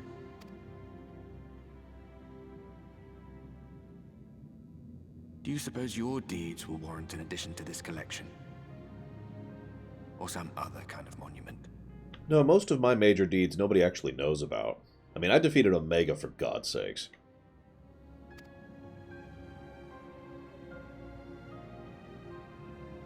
There you are. I have everything I need. Let us quit this place.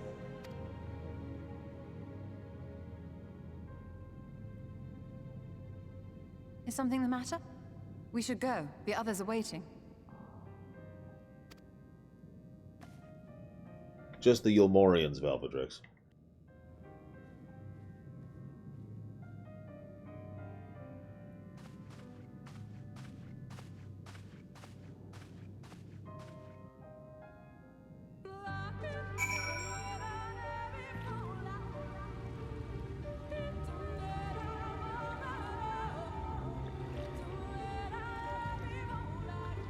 That's fair. We're probably very well known for our events in Heavensward. But then again, we were directly tied to a lot of people in Heavensward, right?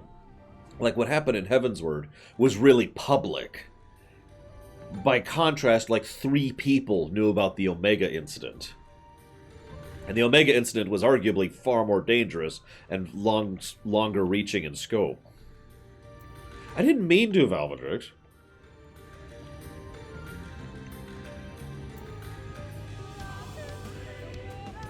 And yeah, then there's Ultima in Stormblood.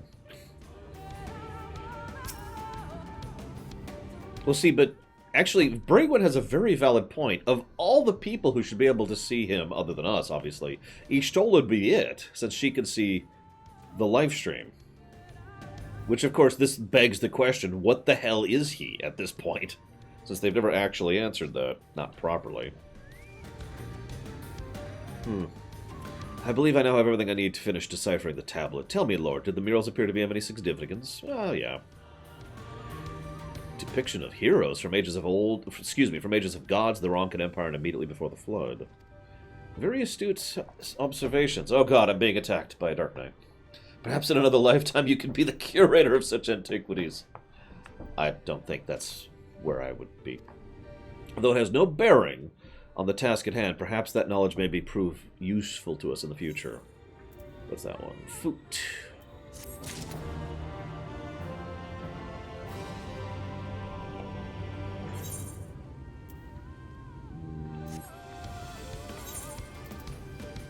Yeah, it's not quite worth it.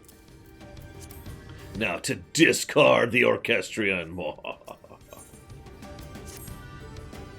Let us hurry to Slitherbow. After we've returned, the two of you should rest a while. No doubt Runar will be eager to have you sample his cooking. I don't know what that means. Finalizes the subaquatic voyage for Jormungandr.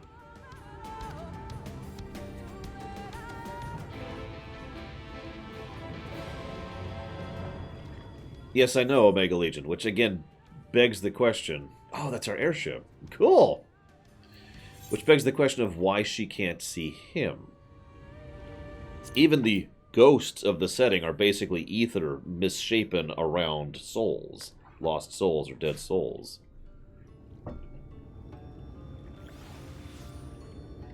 So you'd think she could see the ghosts, or whatever the hell he is. Lord, the guard told me you left with Master Matoya to Woven Oath, and no sooner did you return than she locks herself away in her chambers without so much as a word. She knows how I worry when she leaves me without telling me. But she is safe, and that's all that matters. You must be hungry. Why not have a seat there by the fire? Okay. Oh, by the fire. Right.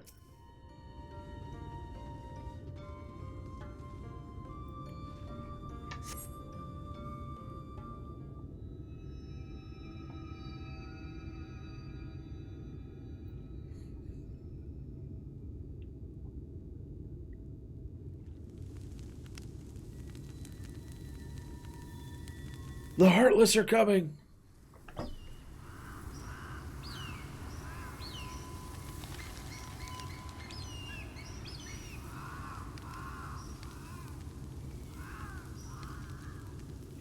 Strange. The others on patrol should have returned by now. Our food will be overcooked if we wait any longer. Damn it, Ranjit. Why do you exist? Start without them. Would you call Master Matoya and the others?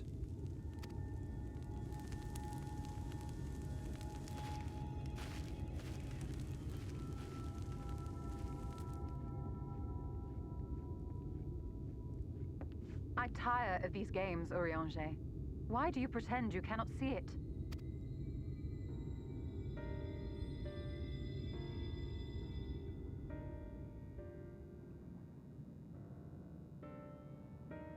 The blessing may spare him the fate of becoming a Light Warden. But you cannot be blind to the nascent corruption. He is not as he was in the Source.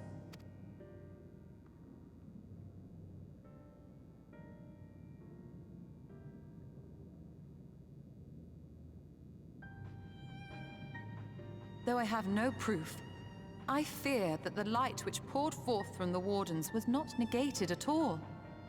I fear it was absorbed, that he has been suffused with their light.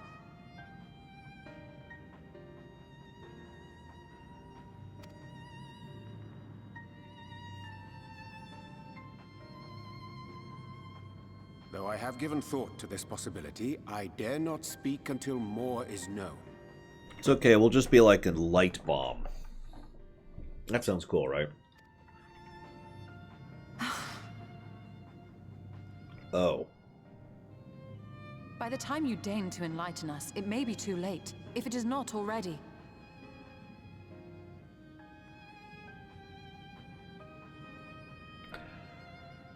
This is what Emmett wants, isn't it? Don't answer me. Don't even hint. Don't even respond. But what do you want to bet that the thing that really got Emmett interested in us, the thing that really made Emmett agree to reach out to us, or decide to reach out to us, is because of whatever this light folding into us is, and him wanting it to progress? Urianger, I know full well, after all these years, that you have only the best of intentions. But that does not make it any easier to put my faith in a man so infatuated with secrecy. I have had my suspicions ever since the Exarch bade you speak that day. But now I must ask. The 8th Umbral Calamity and all that followed, everything you claim to have seen. Did you?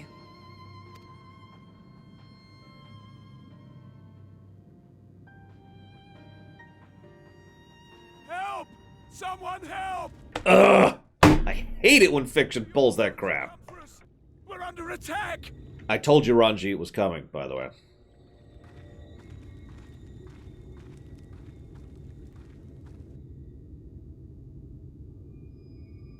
God, disfetter.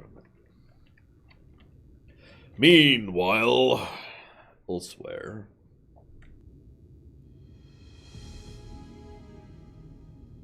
Oh, hey, we're gonna get our second Vothri scene.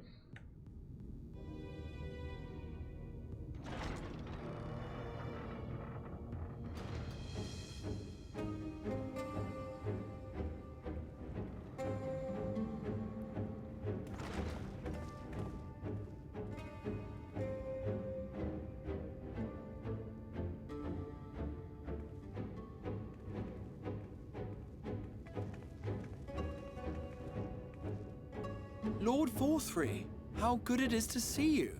How long has it been? Not since your inauguration, unless I'm mistaken. Too long, at any rate. May I say how humbled I am to be invited not only into your city, but your home. You are as generous as ever. And you as disingenuous. Let us dispense with the pleasantries. This merry band of dissidents people are calling warriors of darkness, they have slain sin-eaters, and by all accounts the Crystarium is complicit in their villainy. And now I hear reports of your people obstructing my soldiers, so I must ask, what exactly do you think you are doing? I might ask you the same thing. It should be clear, even to you, that defeating the Light Wardens represents the world's only hope of survival. Even now, the people of Lakeland and Ilmeg rejoice in the return of night. For 100 years, they yearned for a means to fight back against the Sin-Eaters, and at last they have found one. Yet you choose to stand idly by and do nothing. Why? Why? Because this hope you cling to is nothing more than a fever dream, an exercise in futility. Even should you slay the Sin-Eaters, the world as we know it is beyond salvation. With what little land and resources remain, the people would be free only to starve. Before long, they would turn to violence, then to war, and ultimately usher themselves unto oblivion. They require a firm hand to shepherd them from the edge. The hand of a king. Nay, a god. Well, if I see one, I'll let you know. I will see their dreams fulfilled, their wishes granted. I will give them peace, order, and they shall never want for bliss.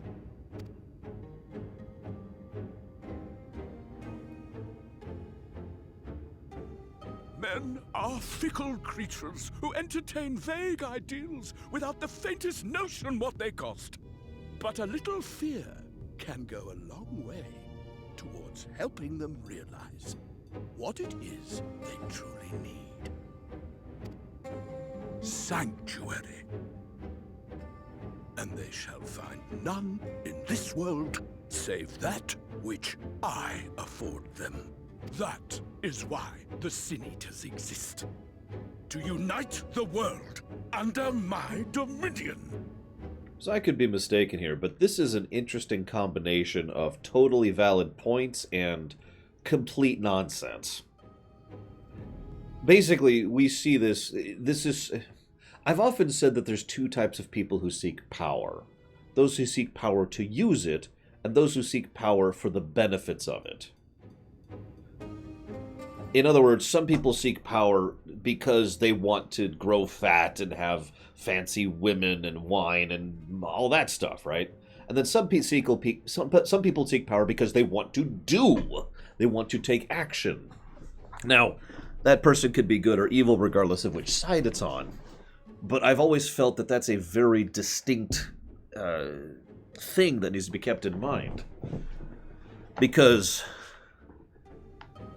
Absolutely, Dakota. Because this sounds like someone who is kind of in between both. Either he is completely self-deluded, or he legitimately does think that he must use his power for the benefit of the people while luxuriating in the benefits of that power. I mean, I work very hard to keep these people safe. Why shouldn't I be able to enjoy the fruits of my labor? A paradise fit to grace the 8th Umbral era. What was that? A minor epiphany, nothing more.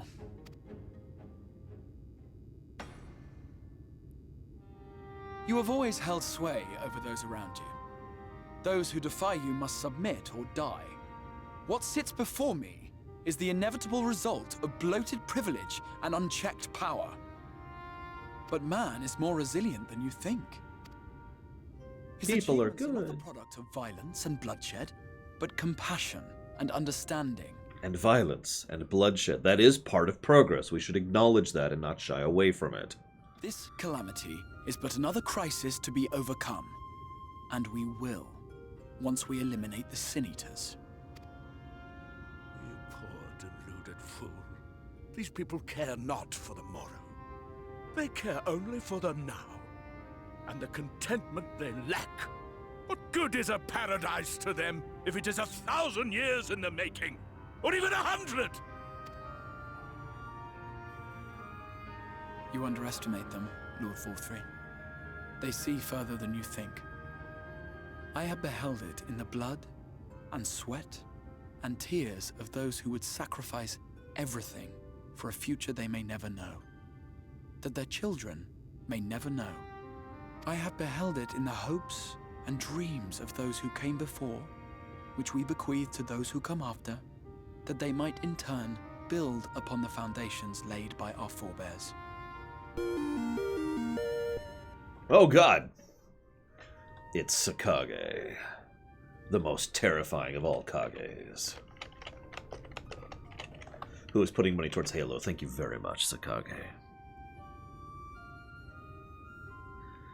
Much obliged as always, sir. And I put that down towards Halo.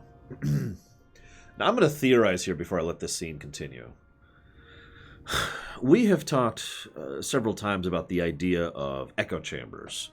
And I have seen real-life echo chambers. And I don't mean the literal, I mean the metaphorical kind. They're terrifying. Every time I see someone accuse my show of being an echo chamber, I just laugh. Because, trust me, you ain't seen nothing. But that being stated, the reason there's another side problem with something like an echo chamber. And that is the fact that if someone is allowed to develop within one, then they will never develop. I have a weird theory here that Vothri is someone who isn't stupid, it's just he's never been exposed to ideas or actual practical resultants that are outside of his own experience. In short, he's kind of someone who is... God damn it, Catabo. Somebody go stab Catabo. Wait, everyone should not stab Catabo, just to prove that you don't listen to me. Droid Effect. Forgive me for speaking of Droid Effect for a moment here. But Droid Effect is something that just keeps coming up in fiction. And it has three critical points to it. Sufficient intellect, sufficient experience, sufficient external stimuli, right? Now, all three of these are mandatory for full sentience and sapience, in my opinion, and as is showed in much of fiction. If you have someone who has sufficient intellect and sufficient experience, but no external stimuli, you have someone who kind of has a very, let's call it, limited line of thought, because they've never been exposed to anything else, so they never developed the kind of thinking processes that allow them to move beyond what it is that they know, and have always known. In short, Vothri here has always been surrounded by people who are constantly like, yes, Lord Vothri, we'll do everything you ask, Lord Vothri. We will applaud you, Lord Vothri, as you throw a tantrum. This is the greatest possible future for us, Lord Vothri. In short, he has been reassured constantly by this echo chamber of Yulmore. Now, obviously, there are people who don't think that way. But the majority of those people aren't here, and he has no real exposure to them. So instead he grows up thinking that they are poor, lamentable souls. Oh, those poor idiots. They're just wasting their time and their influence. If only they were here with me, then they would know the truth that I know, because everyone tells me it every day of my life. In short, if I actually did conquer the world, the last thing I would want was to be a bunch of sycophants. And this is why. These are the bonds which hold man and his world together, not your gilded chains. And I will resist your every effort to shackle him. In summary, you will continue to support the villains hunting my Sin-Eaters? Oh yeah, by the way, this is probably one of the better times they've showcased it, but what the hell is up with the face in his armpit? Like, it's been visible a few times, but that's a great shot, showcasing the face there.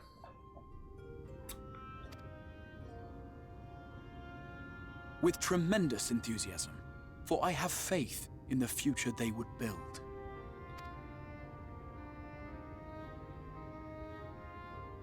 Why do I even bother? Fools, the lot of you! So naive! So painfully predictable!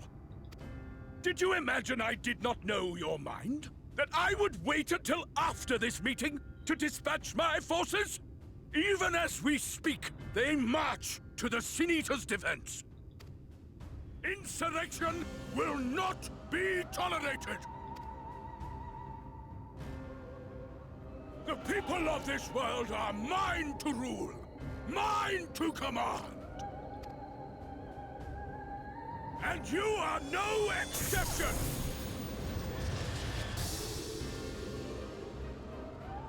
What? How did he... Insolent swine! I will not stand for this! Do you hear me? We spent money on this animation, damn it, we're gonna keep using it.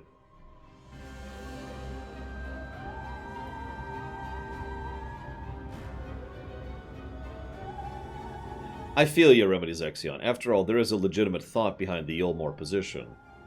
That they are not pushing at all. But there is a legitimate thought there.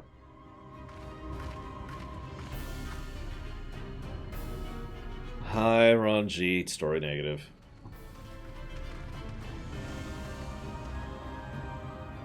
You speak for the Knights Blessed? I do. I presume that is your doing.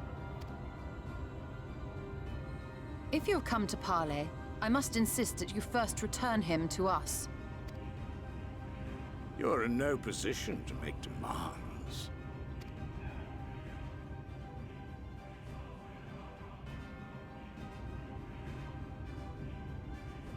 By Lord Vothri's decree, Raktika now falls under the governance of Yulmore. You will henceforth answer to us.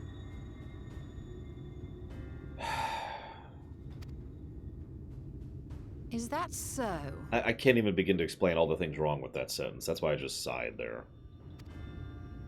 And the children of the Everlasting Dark have acquiesced to this madness. We have reached an accord, yes.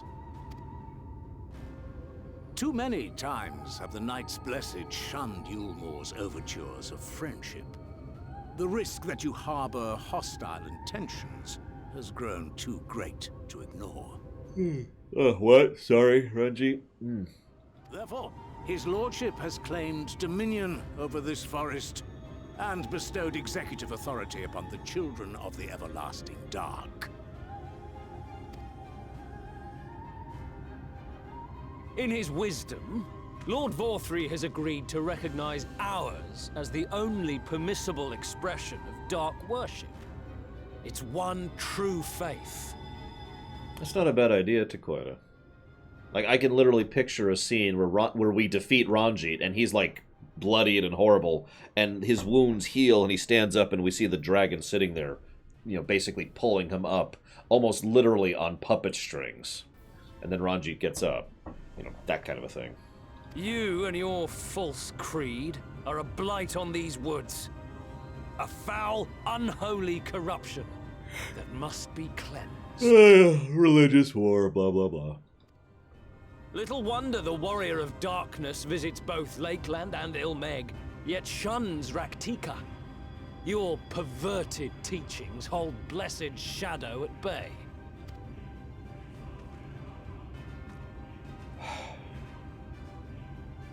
You have accepted the yoke of Yulmore to spite us, then? Fools. Darkness will never return to these skies while they hold sway. Those of you minded to obey his lordship are to make for Woven Oath with all haste. We will leave you, that you may have time to prepare. Woven Oath? Are you suggesting we abandon our fate to join those zealots? What has your faith afforded you thus far? Nothing! We will guide you along the righteous path. I'm with you on that, Omega Legion. I mean, we did beat Xenos empowered by Shinryu, for God's sakes!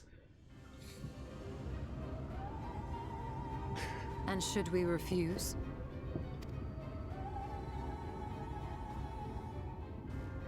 Anyone found here upon our return will be considered a traitor to Yulmore, and dealt with as such.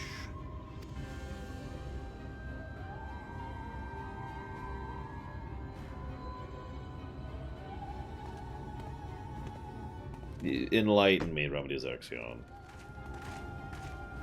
Because I'm just really irritable right now. Because I hate Ranjit and everything that he is.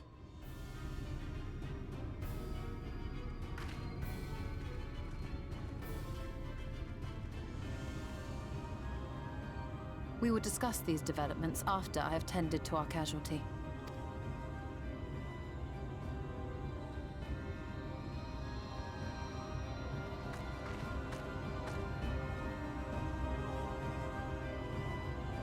You know, that's another interesting thing. So FF14 has been really weird about acknowledging whether or not other heroes exist. And inconsistent, if I might be so bold. Let me use a direct example. At the end of Heavensward, they make it pretty clear that we defeated Needhog by ourselves. However, when we went after Ultima and Gaius, they make it pretty clear that there were 7 other people with us. Like, they seem to flip-flop on their overall perspective on whether or not they want us to be individual or part of a group. And I point that out because I can name another MMO that flip-flopped on that exact same point until pretty recently, actually. That would be World of Warcraft, which it took until Legion to finally acknowledge that there are other, you know, and build and bake into the lore and into the story that there are other main characters roaming about. And that then when they went back and wrote Chronicles Volume 3, they actually acknowledged that in the history of World of Warcraft, identifying that there have always been a group of heroes. Now, personally, and this is just me, I've always seen it in 14 that we're alone. Our party is Minfilia, Thancred, Urianger, etc., right? That the other player characters do not exist at all, in lore. That's the way I've always taken it, and I know that that isn't definitive. But that's always been my interpretation. So forgive me for not being particularly threatened by some old dude with a dragon.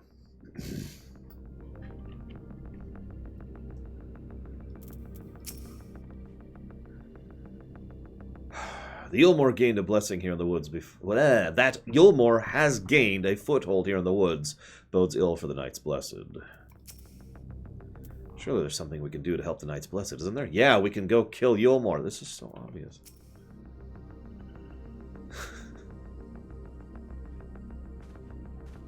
I like that. You are not alone. Yes, you are. The guard has been afflicted with the most terrible and efficacious poison. We have attempted all manner of healing incantations. Alas, his condition remains unchanged.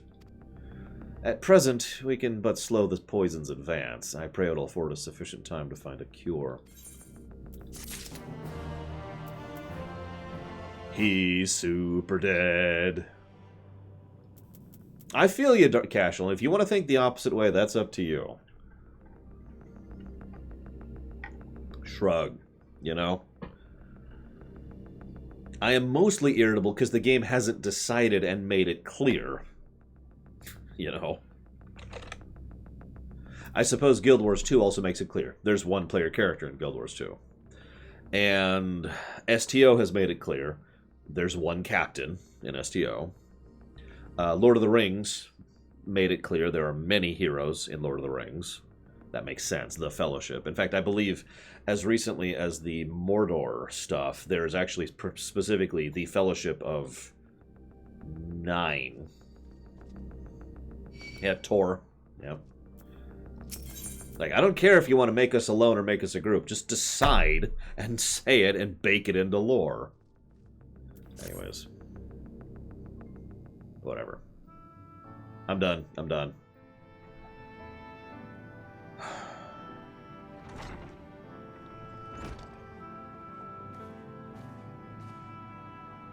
How fareth the young guard? The poison spread through his system but long before he was brought here. At present there is naught we can do but ease his pain. Well, that's wonderful. Don't blame yourselves, my friends. All that can be done has been done. That's not true. Even had we reached him sooner, it would have made little difference. The children employ countless poisons. Finding a suitable antidote is a nigh impossible task. What of the rest of the Blessed? How they've taken news of Yulmore's generous proposition. With anger and dismay, we cannot hope to oppose both them and the children. I considered a convocation of all the Knights Blessed that we might consider their ultimatum, but I know how they'll answer. Master Matoya, I am truly sorry. We cannot and will not abandon our faith. But there's no need for you to suffer our decision. Your work is not yet done. You still have time to flee. Flee? I am not one to run from my troubles. In fact, with Lore's arrival, I am minded to take the offensive. The Yulmoran presence as plainly stems from their desire to protect the Light Warden. I say we seek it out and slay it before they return. Were darkness to fall over Raktika, they would have no cause to remain. All of which is rather easier said than done. Unless, of course, you finally decide for the tablet. I have, as a matter of fact. And with it, we can prepare everything we need to enter Yixmaja. What say you all? We need to act quickly. Why are we talking about it? Let's go!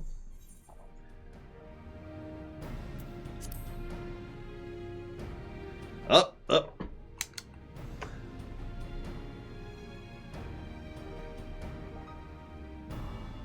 That would be the Superman effect, by the way. Remedy's Exion. So I do know what you're talking about. Good, I leave the Blessed in your capable hands, Runar. Very well. I say there's no changing your mind. By all that is dark, I swear to keep the Blessed safe. Don't make promises you can't keep. According to the tablet, we will first need to obtain a seal to identify the allies of Ronka in times past. Hello, Mind Blast. And with that, I'm out. Good day. No. One such seal should be waiting for us in the complex of underwater ruins not far from here. You have some experience with subaquatic excursions, do you not? Then this should prove a simple task for you. The ruins we seek are at the bottom of Lake Tusimekta. When you see to that, Minfili and I will remain up here to shore up the Slitherbows defenses. Your aid would be greatly appreciated. Quest accepted. Oh, right, I guess I can stop reading that aloud. What the hell is Pathologic 2? Well, there's Rax. I guess I'll hand him the thing. I can remember how to trade. There it is. There you go. You wanted materia, which I don't have on me, so I'll give you materia later. Oh yeah, speaking of things that are old and archaic in this game, trading large amounts of items to another player.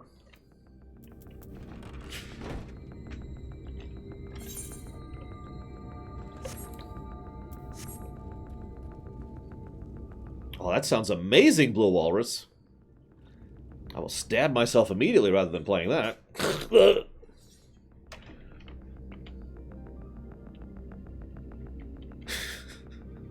It's a game about horror and death and how life is meaningless. Oh, so an Eastern European game, okay.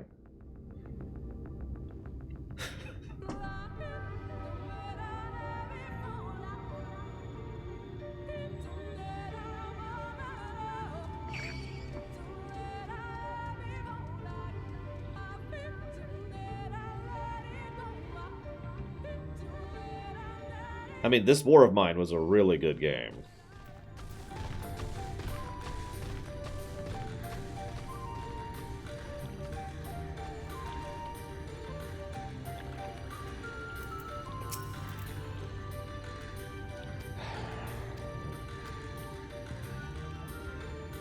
Wait, what? The Ronka sought to live in harmony with nature and considered certain animals to be sacred. Foremost in their pantheon was the snake, portrayed as... Of course it's a snake in Ronka. Portrayed as the protector of the wood, an arbiter of life and death. Below it were 4 others, each equal in rank. The curl, the colibri, the opo-opo, and the wolf. Characterized as the bringers of liberty, words, enlightenment, and harmony, respectively. To open the chamber containing the seal, the tablet states that one must pay due deference and yada frickin' lada. Let's go, let's go!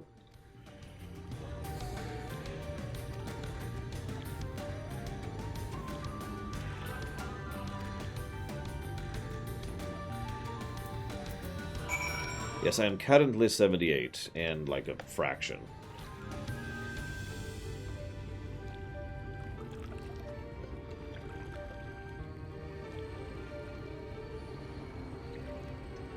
That was ever the goal. I have been leveling my brains out with all of the free time I have to ensure that I wouldn't have any leveling problems. In fact, I'd feel more comfortable if I was just 80 right now.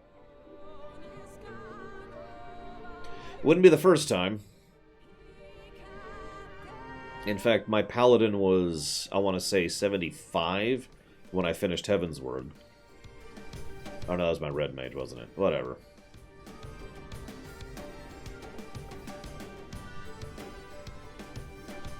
It's a joke, Blue Walrus.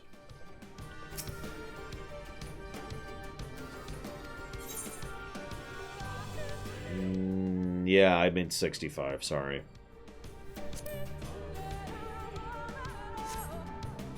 Yes, my Paladin was 70.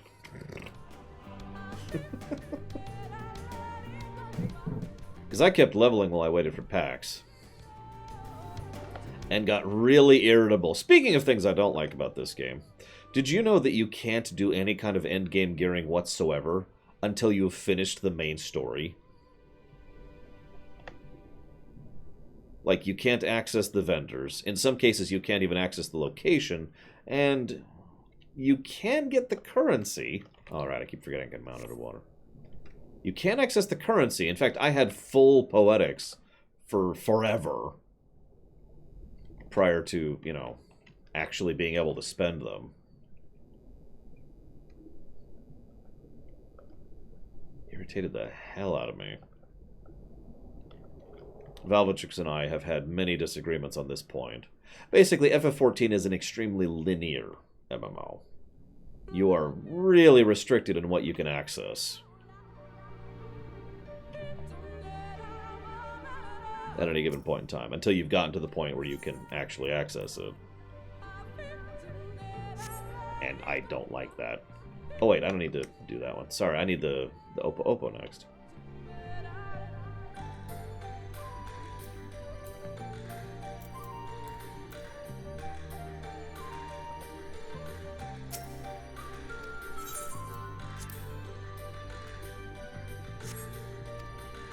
The content out of order thing we also disagree on, but much less so. Like, I know that sounds like a weird thing, because apparently Valvatrix doesn't disagree with me on that. So I guess never mind. Let me give a direct example. If I wanted to do, let's say, Bob hops on, and Bob's like, hey, what are you guys doing? And like, we're about to do Crystal Tower. And Bob's like, sweet, can I join? Our answer will be no. Because you have to unlock those things in order to be able to do them. I should have stayed underwater.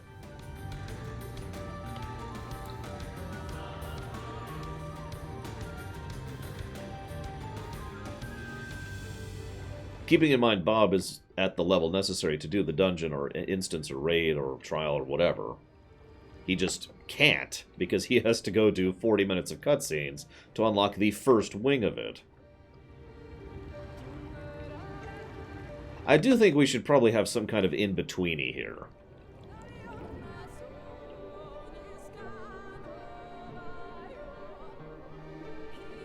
Like, for example, I will actually agree that World of Warcraft is a little bit too free in what it lets you do when.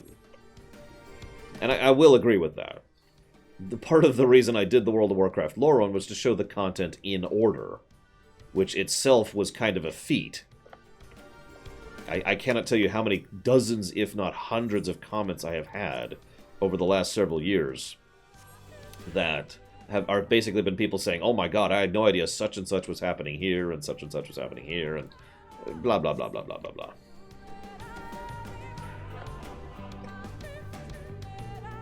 Because there is a distinct order to World of Warcraft. But hell if they don't tell you what that order is.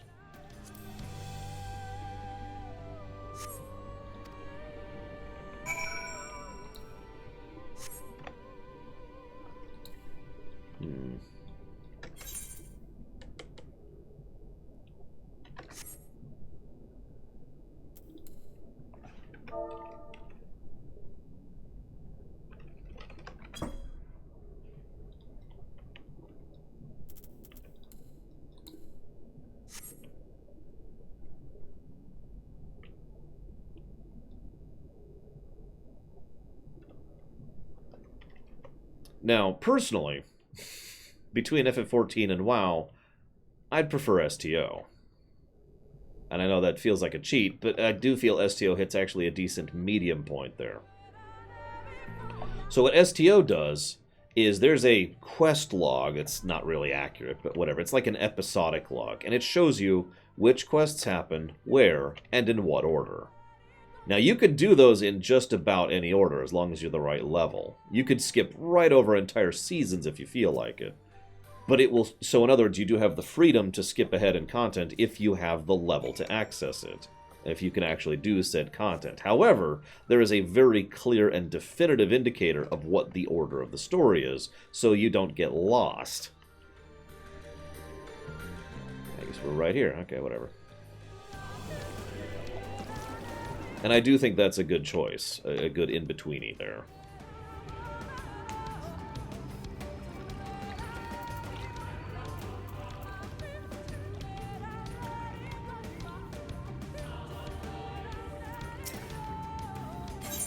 Found it.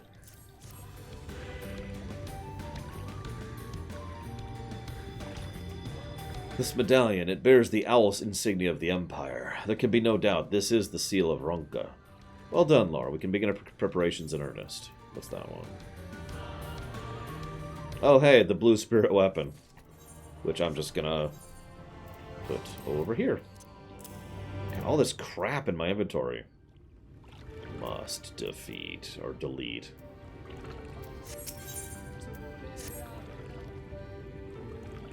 Bearing this seal, it should be possible to enter Ixmaja unmolested by its guardians. I will head to Slitherbow and inform the others. When you have recovered from your exertions, meet me in the cavern. Okay.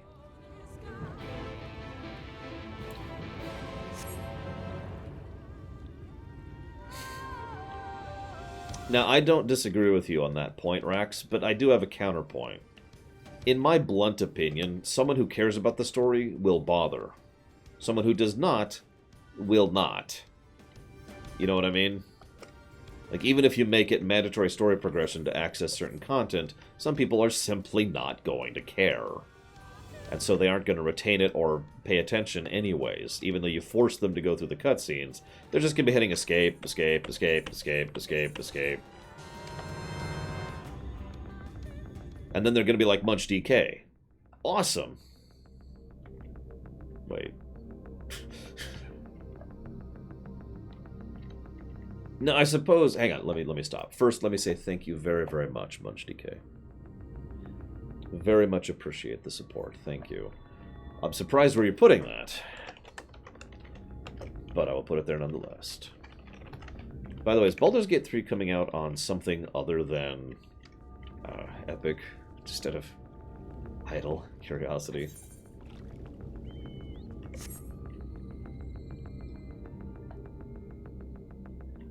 I guess let me summarize my point and then move on, because honestly, I don't think we're going to find a middle ground here between our differing points. I think the freedom should be on the player to choose. The end, you know? Now, don't mistake me. I do absolutely think there should be some guidance. I just mentioned the STO method. But I do think that if I wanted to, let's say I'm at the point in the story where I haven't even met Leviathan yet, but my friends were doing Crystal Tower, and I haven't unlocked it yet, I think I should be able to go do Crystal Tower. And when I say unlocked, I mean in the story. That is just my opinion. A lore opinion. Thanks for watching. I'm glad to see you're safe. Everyone's ready to go if you are. That you found the seal at all is bittersweet proof that the aid which was so painstakingly forged never came. Thus did the Empire crumble, its ruins were claimed by the wood. Fate is ever a fickle mistress. We've done what we can to prepare from the worst. Hurry. Let's go, let's go, let's go. We are literally on a time delay, or a timer thing. Which is funny, because the last zone we were on a timer too. Funny. Actually, to use a slightly more specific example, as people in chat just attested to, I was 70 on my main, which I quickly abandoned because I hated Paladin, before I even walked into Heavensward. And yet there were dungeons and raids that they were doing that I could not join them on, because I was locked behind story progression. And I wasn't going to skip it, I actually wanted to see the story, you know? Ah, well. Nothing for it.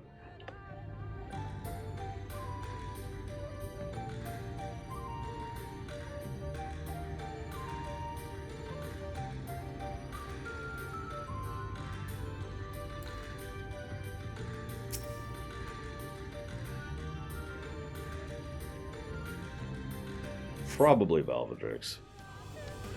They've been talking this up since forever.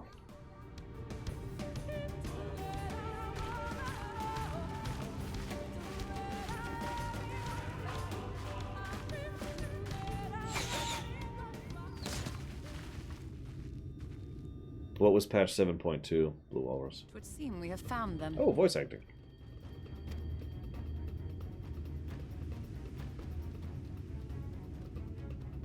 You trespass upon sacred ground! Begone!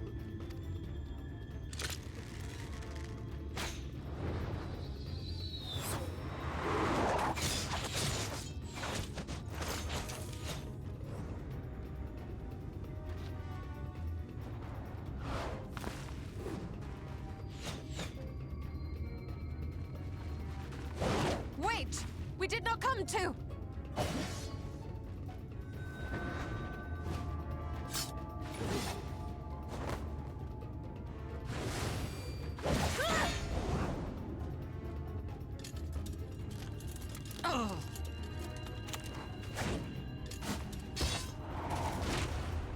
Why can't I throw my cards?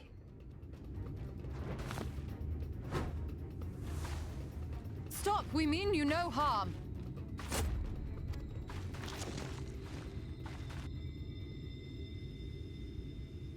Sister, is that... We are allies of the Empire of Ronka.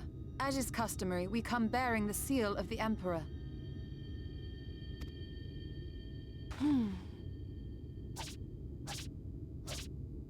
What the... It appears to be genuine. Then perhaps there's yet hope. Perhaps.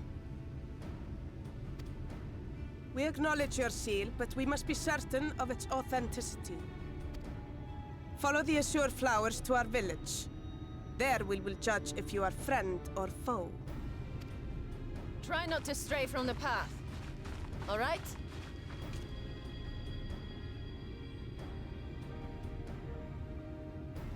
Follow the flowers. Would it kill them to escort us? Yes, because I would kill them. But if it affords us an opportunity to investigate Ixmaya, fine.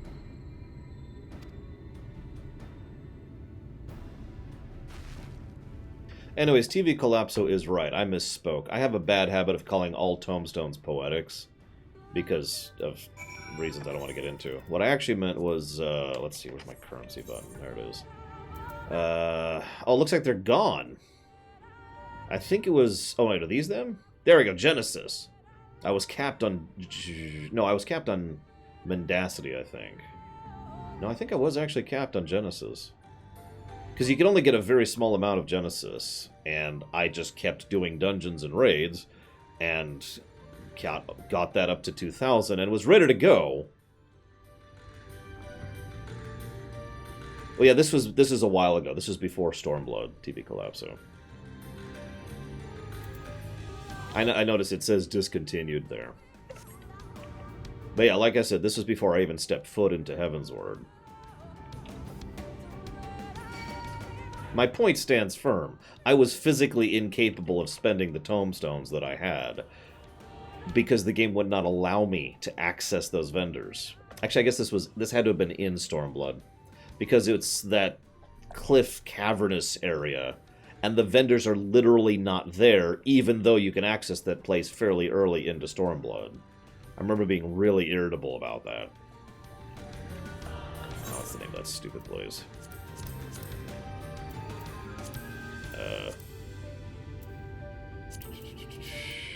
This place. Rulger's Reach. Yeah, these vendors over here were not there when you... So when you first get here, those vendors don't exist. You have to beat the main story quest, and then all of a sudden Rulger's Reach changes, and there's a whole bunch of new quests, and the endgame vendors are there.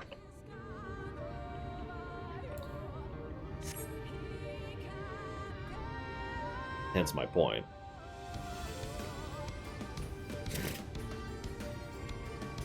But yeah, I've been capped on Poetics for absolutely frickin' forever. With only brief exceptions when I was pushing my...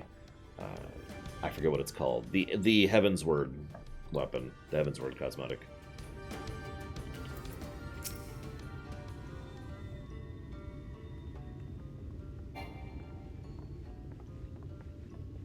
The anima, yeah.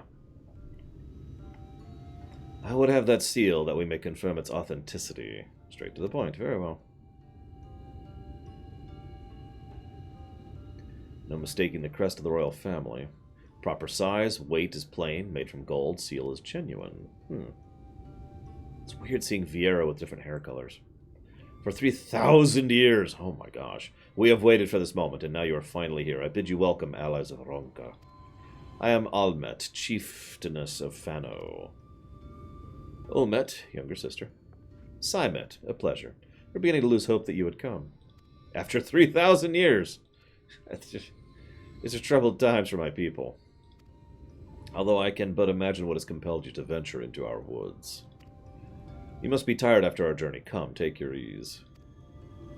If you'd like, I'll show you about the village, though I must warn you it's a long way down to the forest floor, so do watch your step.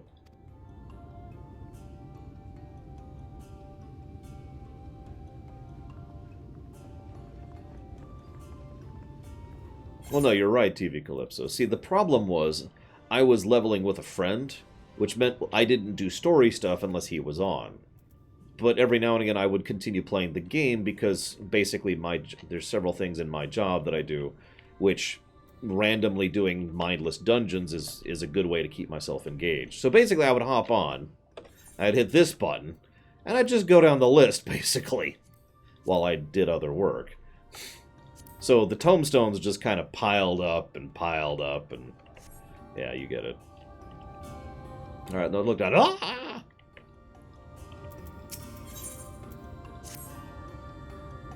What's your name? Death Runner. I mean, Lore Runner. Sorry. Lore? And this is a common name nowadays? No. How times change.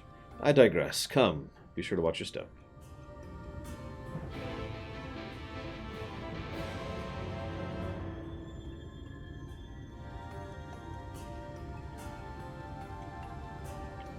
Ah!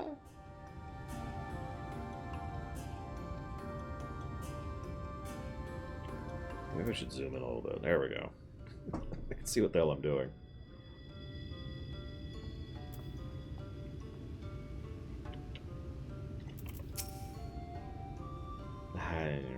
Whatever.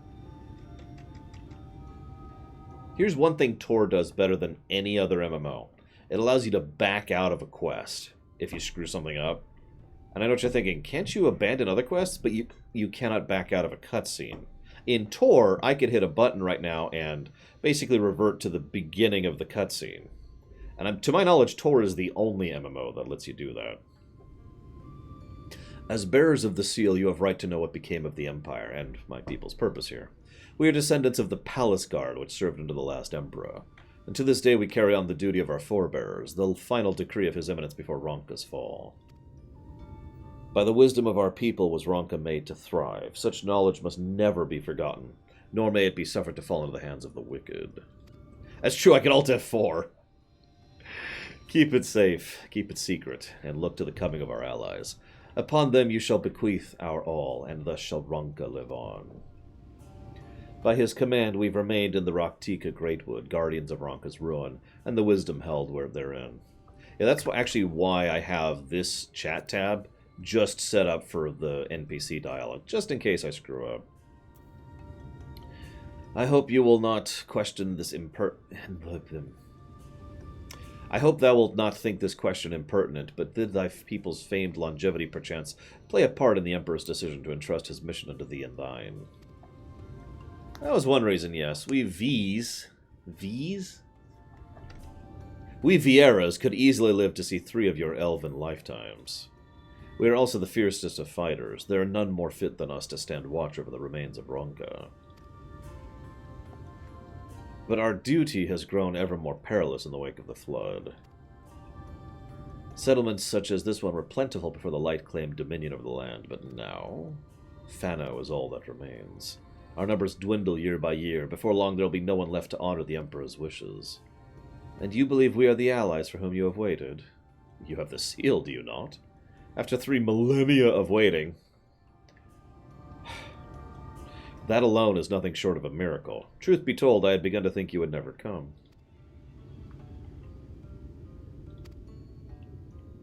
Humans have always been Humes.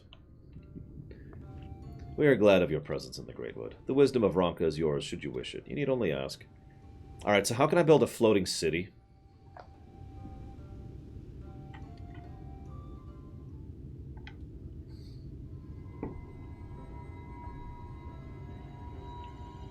You come in search of the Light Warden. My apologies, I do not know where it makes its lair. I'll admit you recall any sightings of the creature. Not past 30 summers. How old are you exactly? FF12 reference.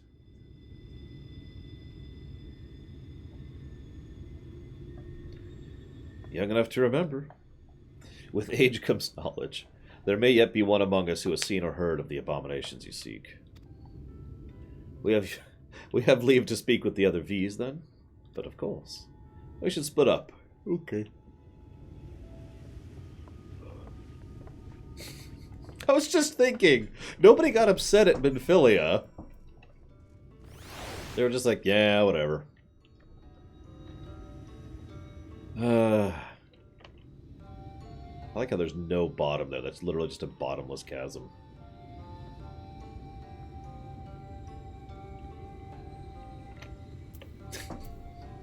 And then freeze time. It's easy. It was not my intention to pry, but your voices carry far. I know what it is you would ask of me. Unfortunately, the answer is no. I have not seen the Light Warden. I patrol the ruins perimeter regularly, and if it were hiding nearby, I would know about it. Okay. Here, let me get on my fat chocobo. Fat chocobo looks over the edge. Ah! Sorry, I should stop doing that. Oops, wrong one.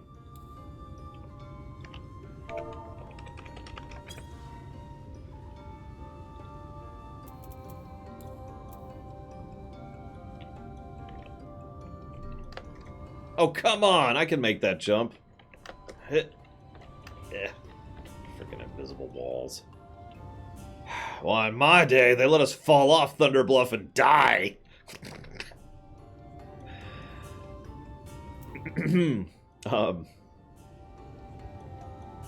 If I had the ability to summon money, but the money has to come from someone randomly, would I use this ability? No.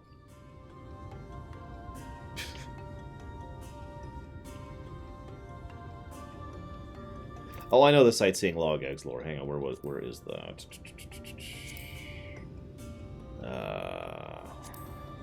Here we go. Behold, lore. See?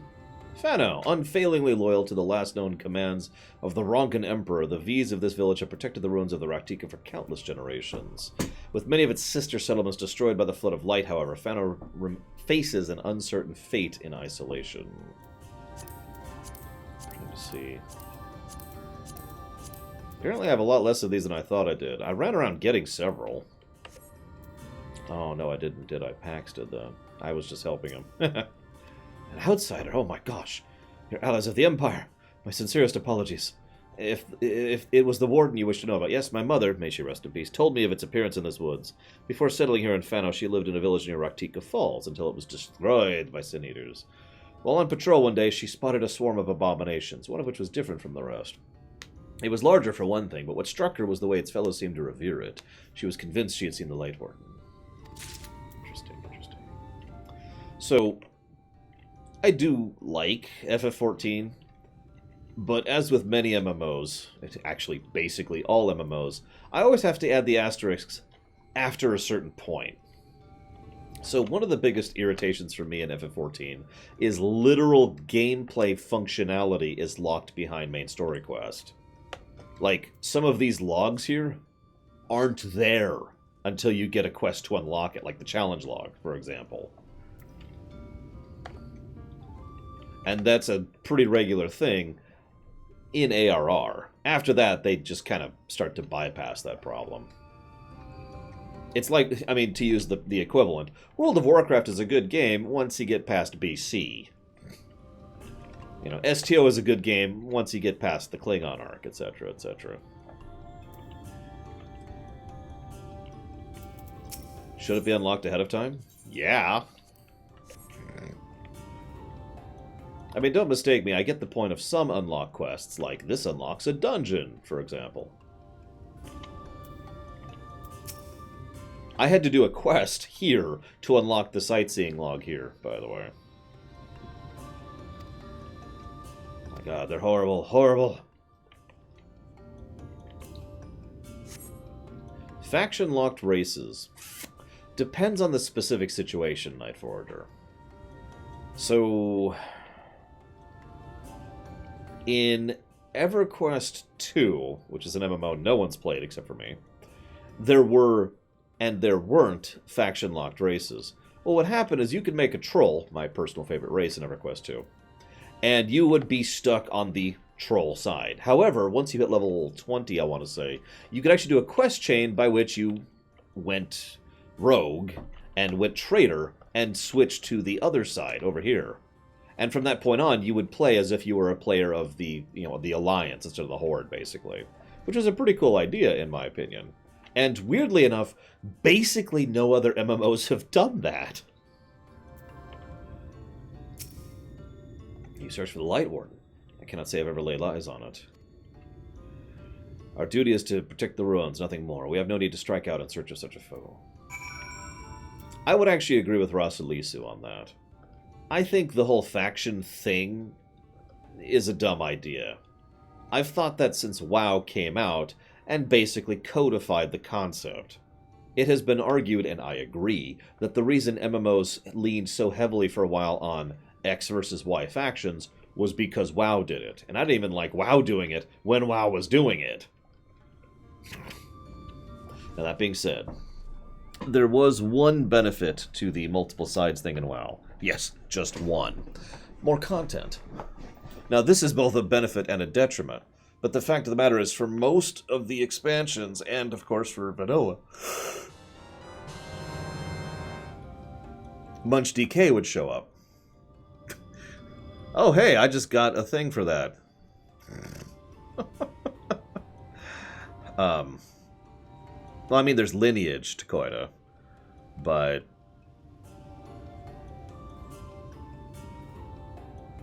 I'm not sure I can think of another example before that. I'm sure there are other examples. So here's the only pro to... Hang on. Thank you, Munch DK. Thank you very, very much again. Stop giving me money. I very much appreciate it.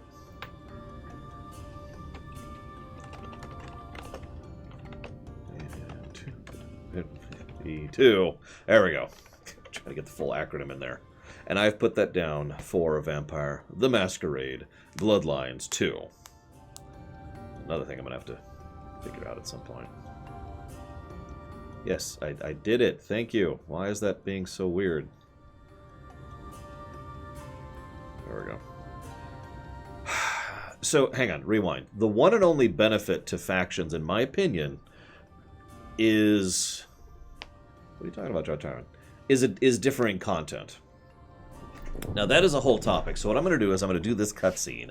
And then while we're roaming around, I'll talk about the differing content problem. Because that is a huge problem when it comes to MMOs. Were you able to learn aught of the Warden's whereabouts? Myriad are the tales of the V's did share with me. Alas, none made mention of the Warden or its lair. You have any luck? No one I'd spoken to seed hide nor hair.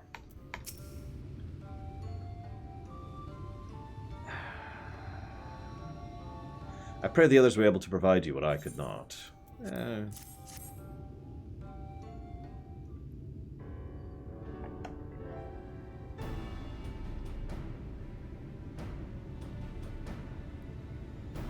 Near Raktika Falls, why was I not told of this?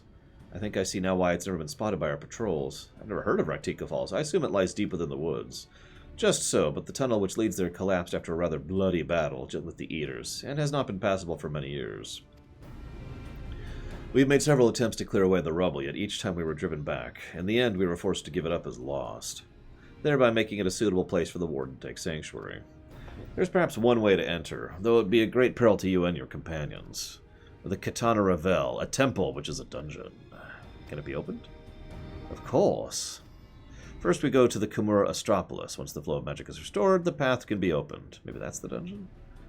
There are certain obstacles, and we do not know how to overcome them. The Emperor never granted our forebears leave to look upon the secrets we are charged with protecting. That might not be tempting. That we might not be tempted, the means to do so were withheld from us. But we can show you the way. Okay. Now let's go. Seriously, let's go. Let's go. Go.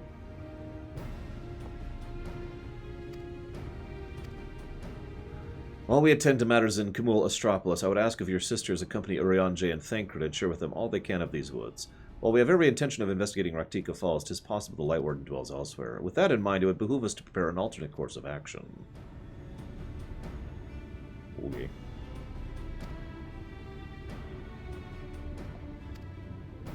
Should our present course prove false, doubt not that Thancred and I shall find all possible paths forward.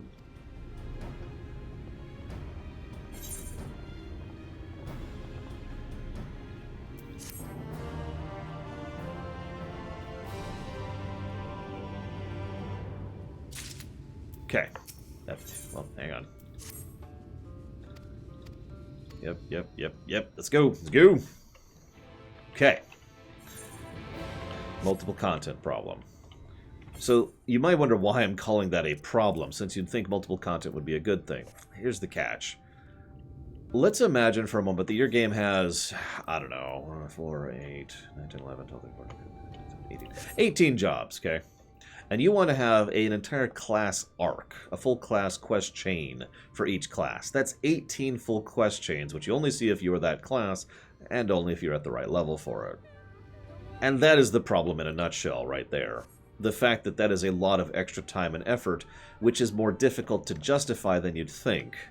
Because when you're managing MMO...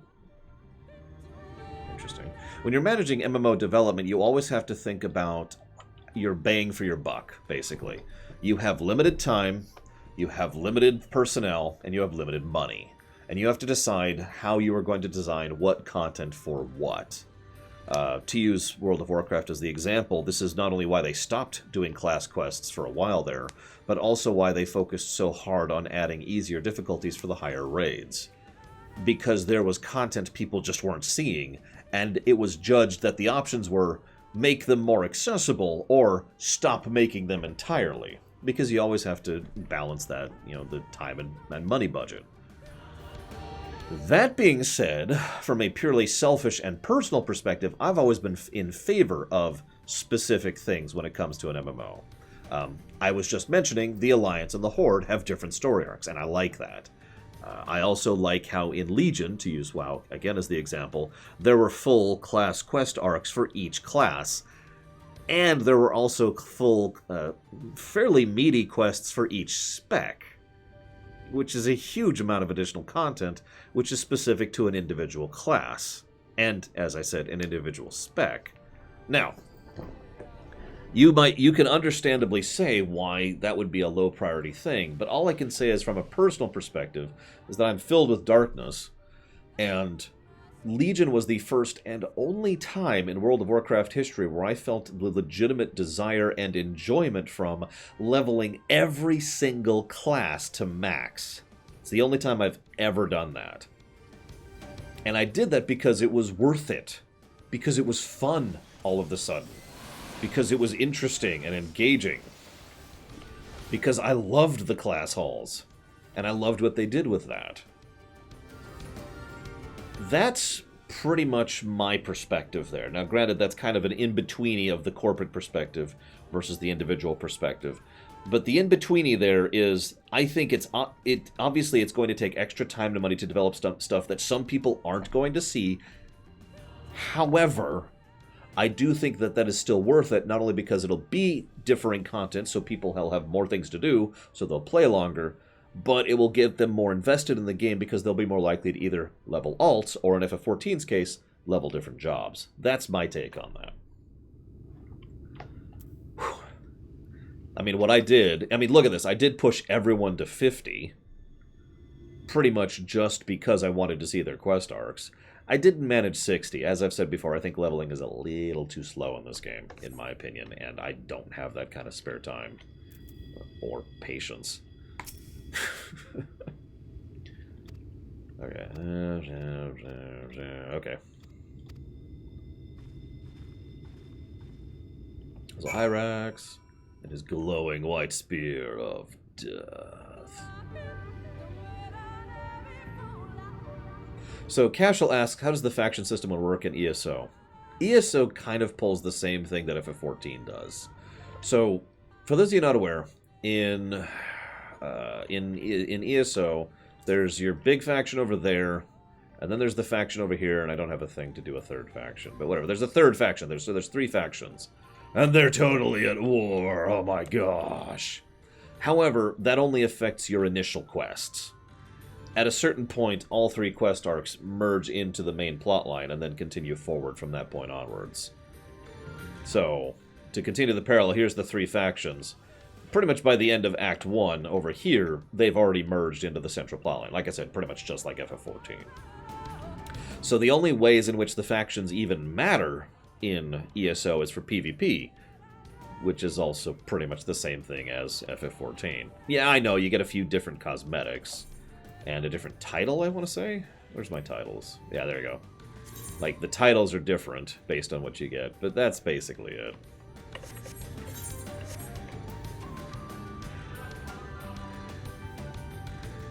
You know, it's funny. When I pushed everything to 50, we had the double leveling bonus. I forget what it was called. That was pretty good. Then they got rid of it. And that's pretty much the exact moment I stopped trying to push everything to 60. It is indeed another puzzle, but for a blessing it appears to be similar to the one we encountered at the lake. These statues are all depictions of the divine beasts mentioned on the tablet. No doubt they will open the way to the pyramid in a like manner. We have but to discern the correct order. Let's split up and search for the area for clues. The ruins are hidden in yada yada yada. Yada yada yada. Yada yada yada. Here, I had thought to use these clay tablets to record any significant imagery, take impressions. Yes, okay, okay. Jesus Christ, I get it. Let's go, let's go, let's go, let's go. Ugh. Also, Valvedrick's just disconnected.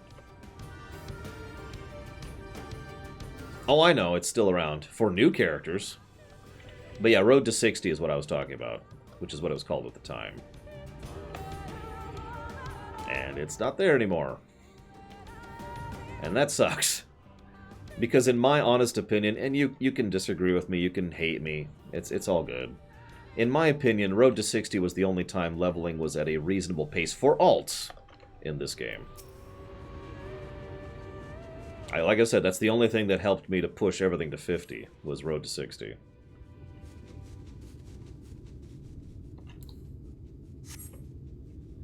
And even that, by the end there, I was just getting kind of bleh.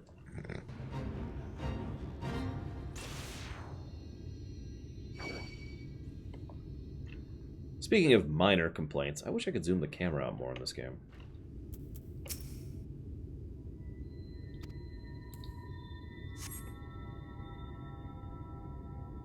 As I've said many times, I think the main leveling speed is fine. It is the alt leveling speed that bothers me in this game. And if I'm being fair, not a lot of MMOs get that right, in my opinion, so shrug.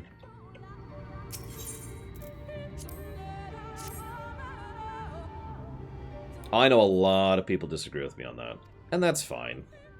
I mean, you know, it's not like we can't disagree and still talk about things.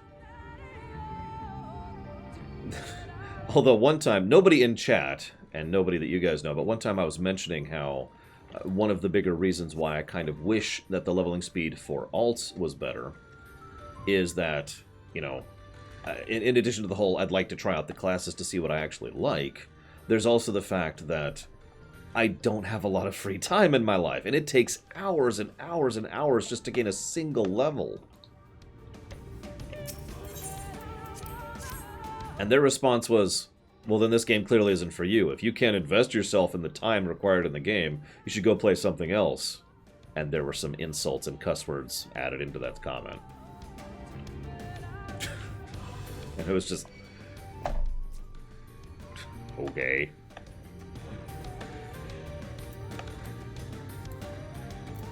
Why does it keep on doing that?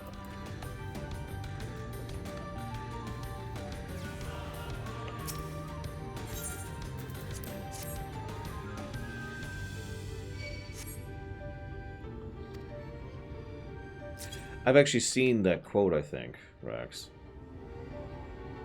I am a filthy casual. At this point in my life, I can freely admit that. I simply do not have the time to invest in being anything other than a casual. And that's all there is to that. And that's probably not going to change anytime soon, unless I literally win the lottery. And that's statistically unlikely, I think is the way to put that.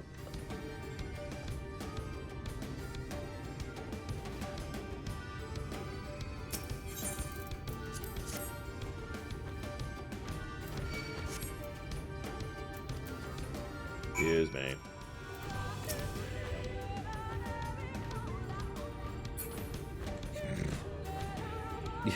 The idea that there's not a lot of content in FF14 actually makes me laugh a bit. Like, so I mentioned earlier that I've done all of the stuff in 14, but that's not actually true. Hang on just a second. I need to hit the leash radius. There it is. I do like how the leash radius is actually pretty small in FF14. Hang on, Omega Legion. Let me come back to that one. So, I have done every blue quest, every unlock quest in the game up until Shadowbringers. Jesus Christ. Okay, fine. Die then. That's the wrong button. I've done it all.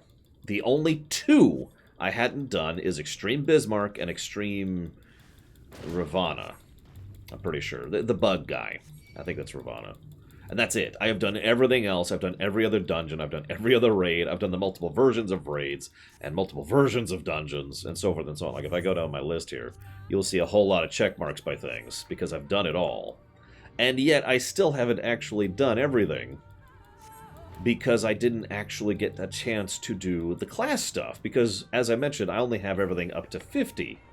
So for those of you at home not fully aware of the concept there, there's a 1 to 50 class chain, there's a 50 to 60 class chain, there's a 60 to 70 class chain, and then there's the role quests from 70 to 80. Good night, Adam. Now, that's a huge amount of content that I basically am not ever going to get to do because of how much time and effort it would take to push every class to 70 and then 4 classes to 80. I want to do that content. I am interested in the story arcs. I mean, think about the time investment that is, right? So the very idea that someone could say that there's no content in this game is actually laughable to me. And I think TV Collapso is actually quite right. They are specifically defining content as what I'm interested in. Also, did I do the Stormblood EX? I didn't do any of the Savage stuff. I know that. I obviously did all that. Yep, didn't do Savage. That's yep. Where's? Looks like I have not actually done the Stormblood Extremes. I can tell you why, though. I don't have a quest for it. Yeah, I know, that's no real excuse, but that's basically been my guiding line, is if it has a quest for it, I will do it. Thornton Extreme? I don't think I have. That one. Nope, I have not. I probably could. I trust you've made good use of the clablets. Yep, I got some clablets. Clay tablets. Well done. A moment while I decipher.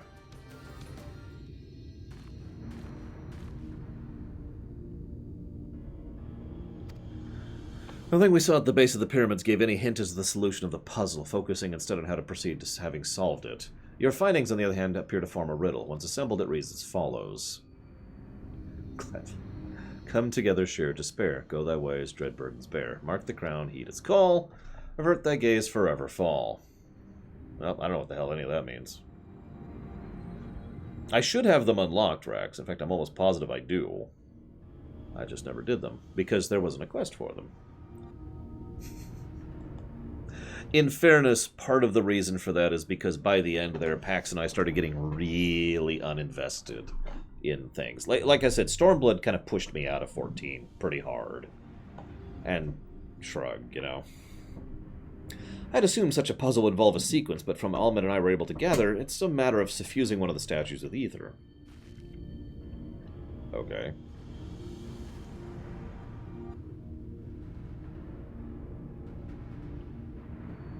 Question being, which one? Any thoughts?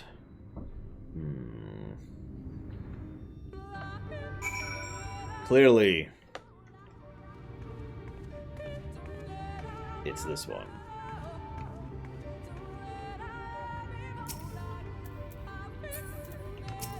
Okay, so raid difficulty question. Let me scroll up to remember. So, what do you prefer? Normal Savage split or WoW's LFR split? Neither. In an ideal world. I've actually talked extensively about what I feel would be the correct way to do the difficulty split when it comes to dungeons and raids. I also acknowledge that it would be very difficult to do. It would take time and effort. But once again, I don't care, because the companies in question here have the time and the effort, or the money, to really afford to do such a thing, you know? So... But ignoring that, if I had to pick between LFR normal, heroic, mythic, or normal savage,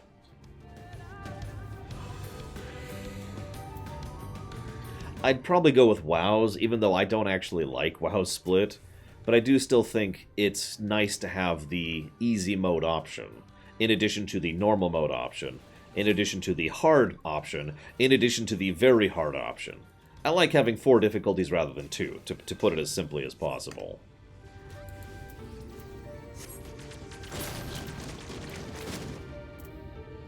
Alright, so I have a feeling it's going to be this one. No, that's the owl. Hang on. Oppo is facing the wolf. Wolf is facing the Oppo. Calibri is facing the woods. Yeah, I know technically there are 3 difficulties in FF14, but that's not universal.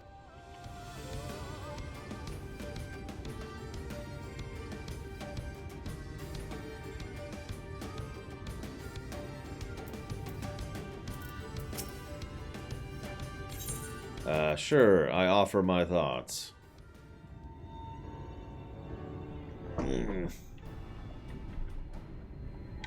I will admit people whine endlessly about LFR and normal over in WoW. Some of which is just people who are, you know, elitist gatekeeping assholes, but there are some very legitimate and valid complaints about LFR and normal difficulty over in WoW. I stand by my chosen solution, the one that would involve more work and effort.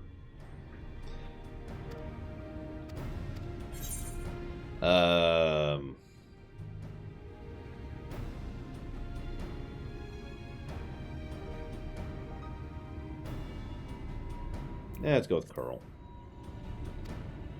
I'm just guessing. I barely processed the riddle. I'm thinking about other things, damn it. And who knows, maybe it'll be wrong. Just for Omega Legion. Sorry. Sorry. Aw, I was hoping for like some Doom Death to spawn. Alright, let's go with Owl. Serpent and Owl were my 2 actual guesses. I mean, I've heard that too, Bragwin. So STO's difficulty is...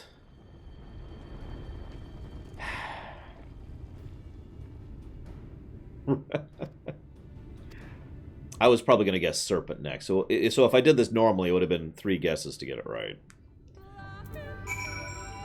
Anyways, STO's difficult. So for those of you who know where STO has normal, which is easy, advanced, which is hard, and elite, which is brutal.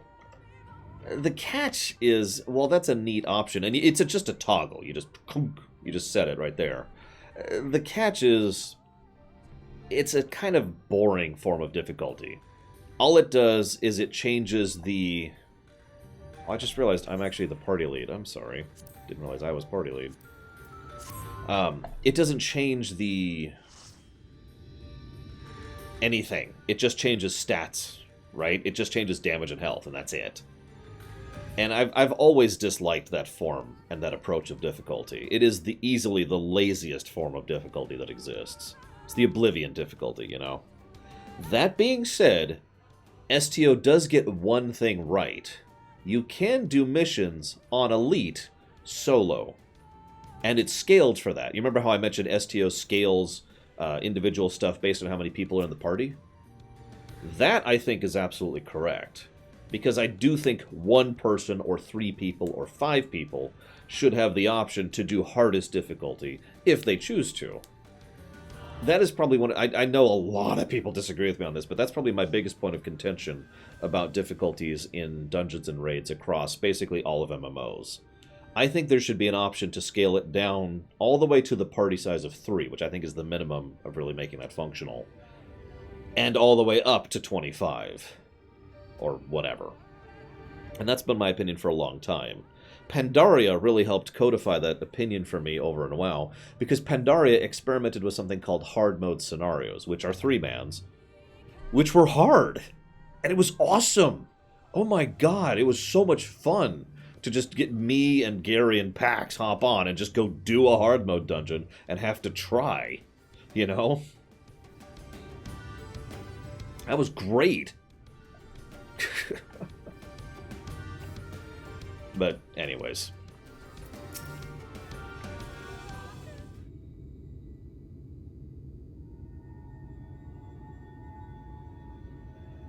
the way should be clear now. Come, let us. Someone approaches. Da-na-na-na. By the way, sorry about the band. It's whatever. Nothing I can do about it. What are you doing here? What's happened? Ilmorian soldiers have entered. The ticking clock has advanced. The Ilmorians had little interest in Slitherbow or its people. According to their scouts, the general's men made all haste to the gate of Ixmaja upon finding it. Together with Thancred, Olmid, and a few others, they have engaged them at our border. You are to return and assist. They are not to set foot near the ruins or Fano. You will see to these matters and quickly. Understood? Yes, sister.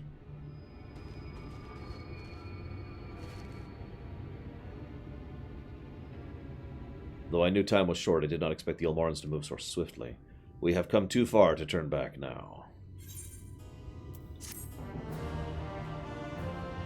Can I just say that this is probably one of the least interesting parts of the story for me? The pattern here of new zone. So the pattern is new zone, learn the culture and lore and all that stuff, which is awesome. And then, oh my god, the Ilmorians are here!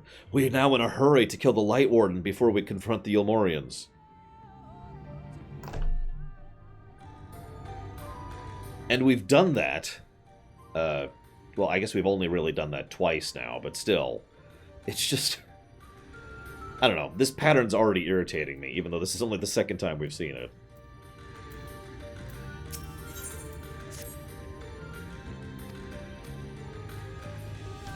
In the interest of fairness...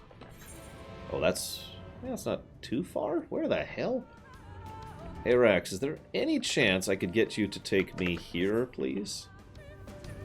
I'm not sure how to reach that exactly. Please. I'll give you a candied apple. Actually, I'll give you some of the maple bacon once I actually make it. I think part of the reason this irritates me is I kind of feel like what they're going for is trying to make the Ilmorians an actual threat. And they're kind of failing at it. Oh, let me guess, there's a cave. Thanks, Rax! Appreciate it. Oh, that's hysterical. It was off the map. I wasn't sure, man. What do you want from me? Yeah, let's get rid of that. Whoops. No, there we go.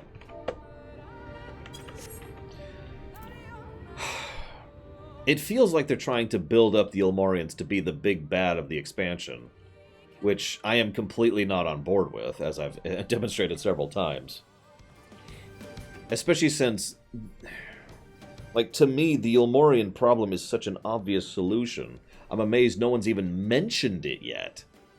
Literally, no one has even mentioned the idea of going and chopping the head off the Ilmorians and taking out Vothri. If they had at least said, you know, we need to build up to the point where we can go after Vothri, or we need to take out the military so that we can get to Vothri, or something, I'd be like, okay, sure. But instead it's just, no, we must continue to stay ahead of the Ilmorian military. They're just too much for us.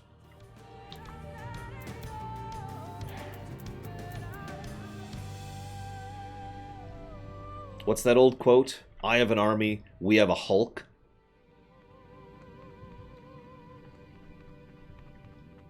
Anyways, moving on.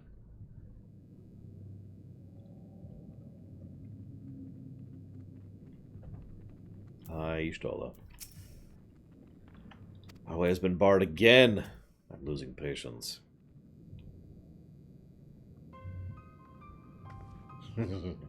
Lol, Rax. The switch should be through these doors in the confessional of Tuposa the Elder, but why is it not open?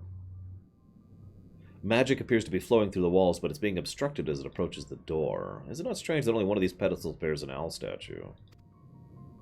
Clearly, we must find the other owl statue.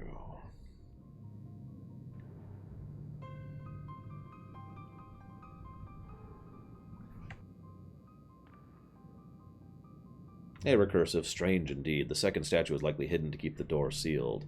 We can cover more ground if we split up. Almet, take the chamber to the south. Lore, do the one to the east. I will search the chamber to the west.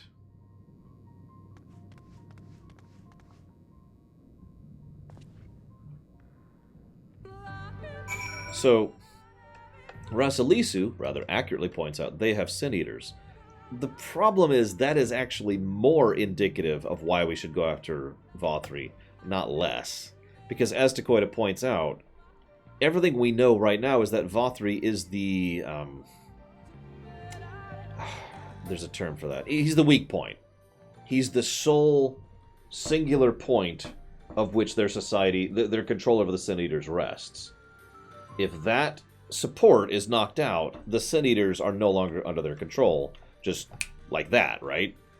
Ergo, taking out him becomes a higher priority, not a lower one.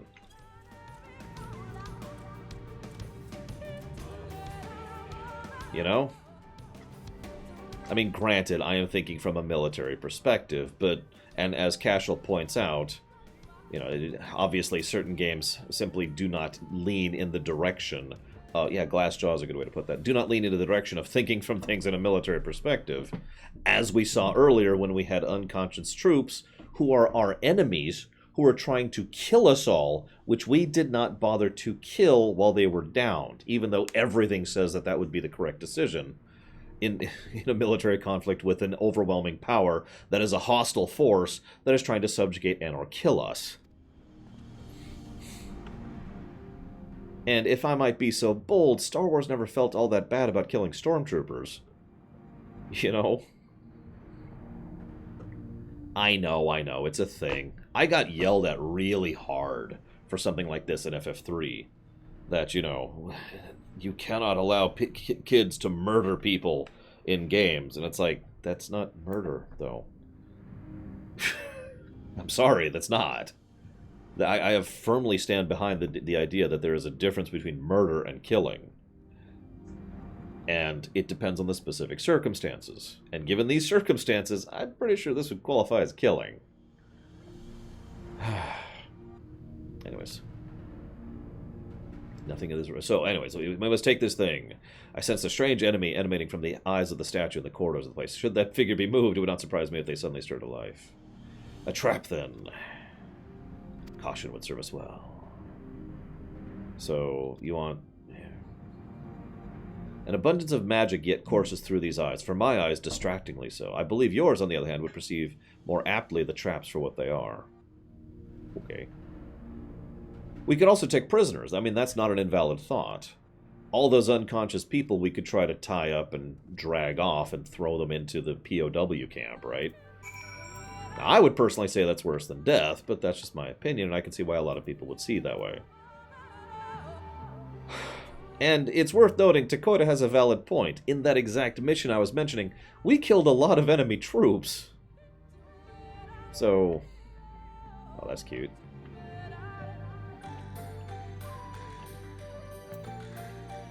Right? I mean, we were still killing enemy troops. People, not monsters. I mean, think about how many Garleans we've killed by this point. Which is doubly horrible if you really think about how the Garleans fill their military ranks. I'll give you a hint. It rhymes with conscription.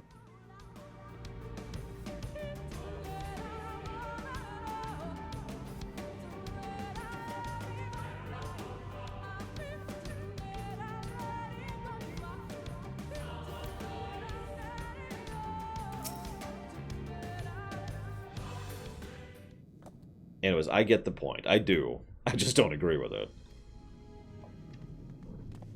This is one of those situations in which not killing someone is getting more people killed.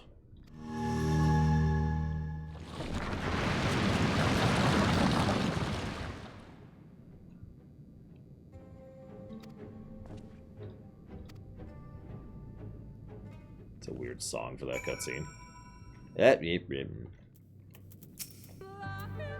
The sooner we enter, the better. You're but one step from entering this horrible, terrible dungeon, which may or may not be a dungeon. Oh, hang on. A path laden with more puzzles and traps, I'm sure. Did the Emperor always take such pleasure in wasting the time of his allies? Let us end this. Horrible time is still on our side. Before we enter, I would tell you of the trials. The chamber is said to be filled with all manners of devices, the most potent being the wards of displacement. They may very well force you into danger. Should we separate it, please use these. They are whisper weeds. Ah, sorry. I think Laura and I can figure out how to use these. Thank you. Let's go. Let's go. Right. Leave group.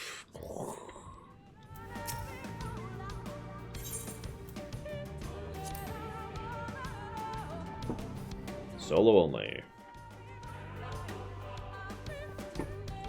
Negative to gameplay. We must hurry before the Ilmorian soldiers gain any ground. I would if you'd let me move. There we go.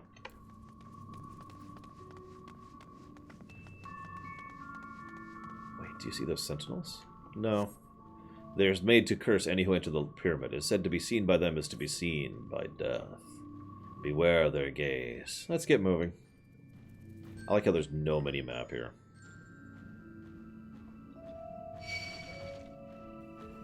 What? Okay.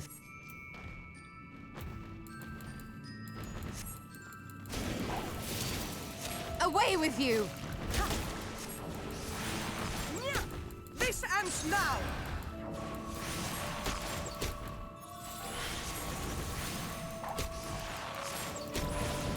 Come on.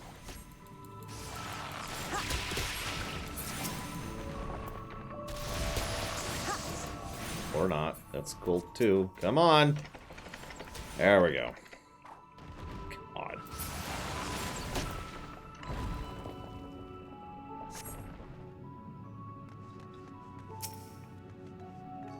I only got 14 stacks of it. Jesus.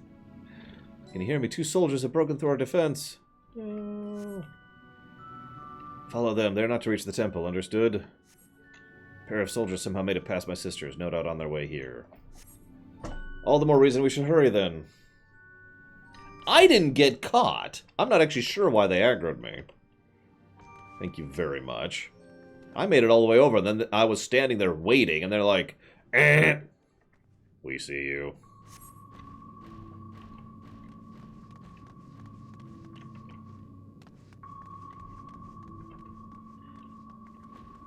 Oh, what do you want to bet they got caught? And that's what did it.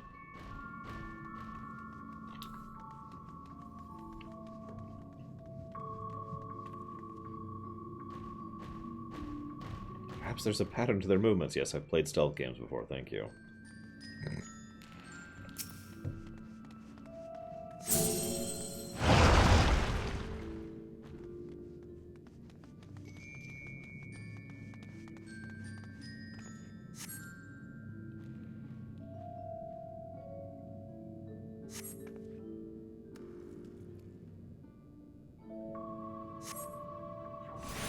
Can you wait 27 seconds before we run? No? Okay.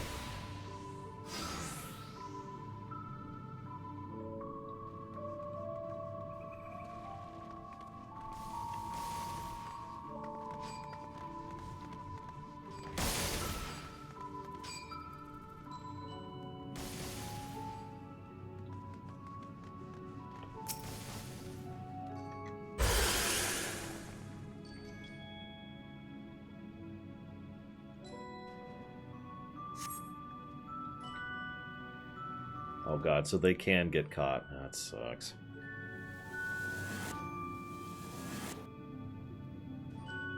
Yes, I have, Rax, although not often. In fact, I can't even think of an example of that off the top of my head. But I know I've done that. We've been set to separate chambers in the mists. It's nullified by magic, and you're slowly being poisoned while you can't move. These markings, they show the way out. Okay.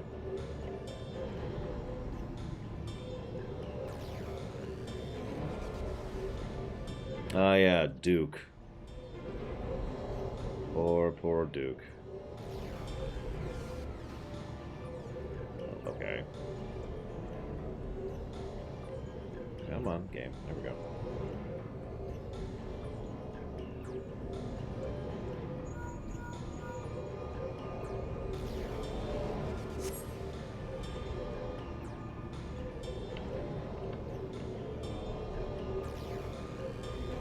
I actually like Halicarnassus' fight, if that's the one I'm thinking of.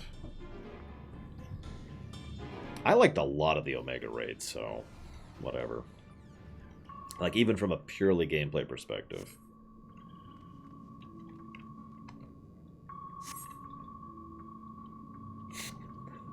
Pax and I had the same thought about X-Death.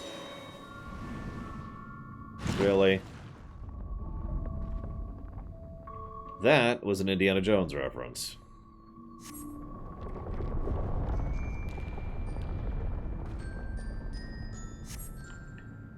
Can we start moving now, or are we just gonna be... Don't leave without me.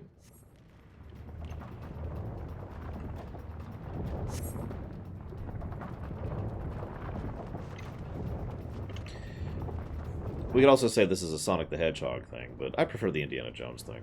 Anyways. Pax and I had the same thought about the X-Death fight in the Omega Raids. It's how a Black Mage boss fight really should be. Because that's basically what it was. He was just a Black Mage. But they managed to make it interesting and engaging enough that despite the fact that it was starting from such a relatively simple premise, the fight was fun. And we both enjoyed that fight.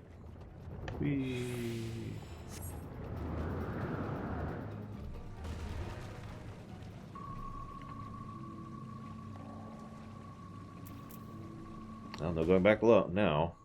I pray it is not further. Sister, they've reached the temple. They're too fast for us. I also have to admit, it always irritates me, and I know I've talked about this before, that when a fiction, especially a video game, tells me an enemy is threatening, and they're not.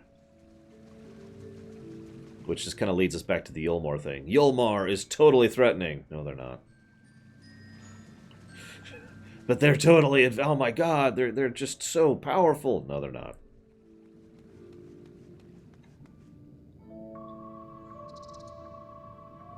Another door. Wonderful.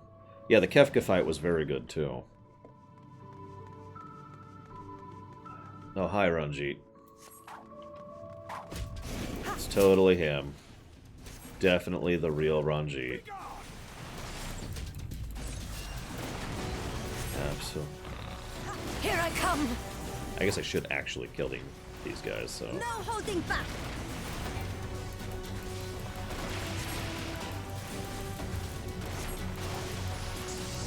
Sadly, I've never seen the full Kefka fight, for obvious reasons.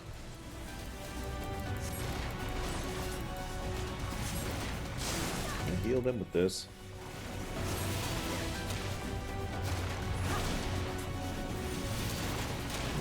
It's like, no. Let's do that then. That. This, and that, and this!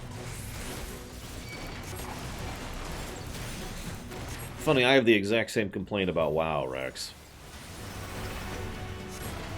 Now, I don't know if 14 does this, but WoW has I should use past tense, really had the awful habit of putting main story stuff in Mythic only, which is the Savage equivalent. Which is just absolutely aggravating. Like, there's an entire cutscene, I mentioned this during the Warlords of Draenor run. There was actually a really cool cutscene that actually was lore relevant and significant for the plot regarding a certain ogre at the end of the Heimal raid.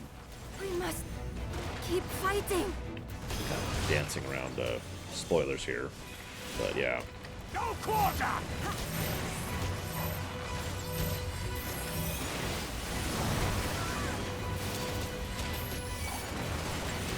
Why is this not healing them? That's actually irritating.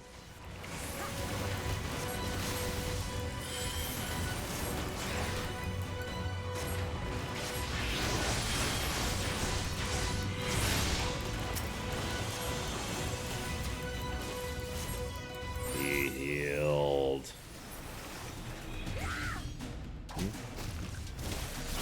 Oh, okay.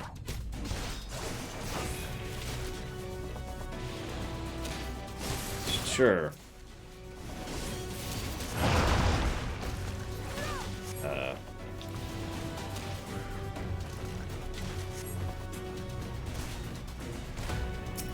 Benediction would be pretty useful for that, yeah.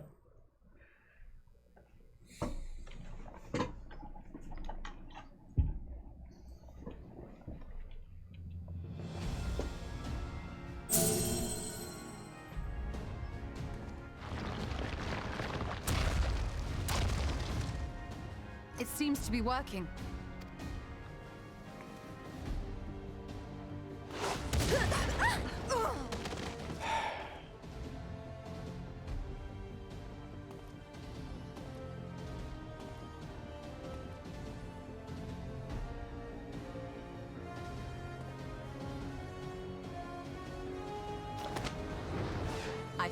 not.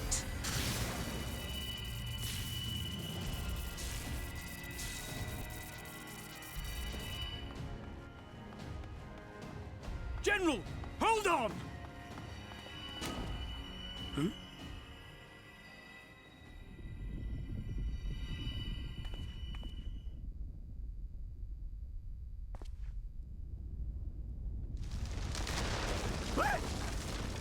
And then he dies. Aw. I mean, he's got the dragon thing, whatever the hell it is, blue auras.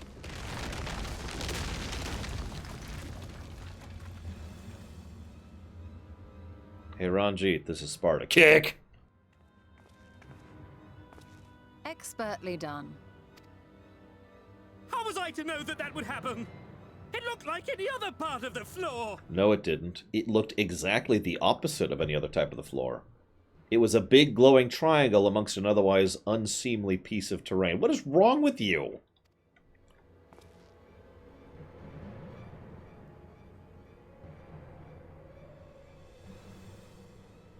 Might now be an opportune time to strike a bargain? Yeah, sure. Punch. We poisoned a number of villagers in Slitherbough with a toxin brewed for us by the children.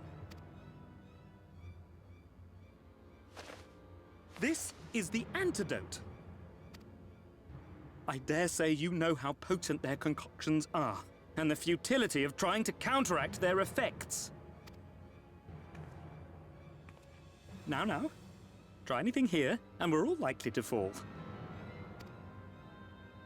Eventually someone will come to our rescue, or yours. Promise us safe passage, and we'll give you the antidote. Do we have a deal? We do not negotiate with the enemy. The villagers' lives are forfeit, as is yours. Oh my god. General?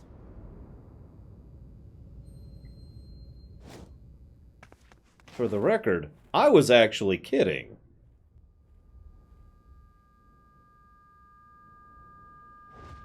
Like, I wouldn't have done that to him. Maybe to the general, but not to him.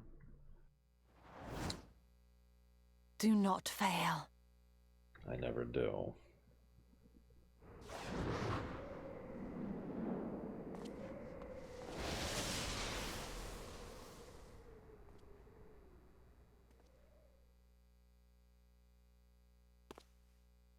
How noble and pointless.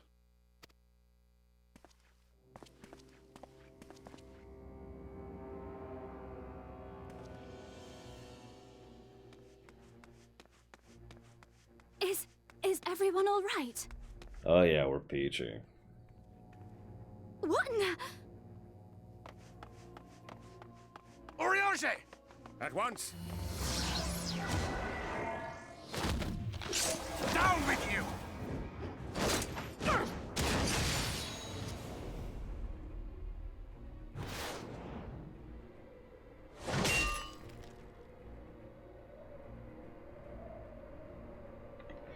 Did Urianger just rescue troll him?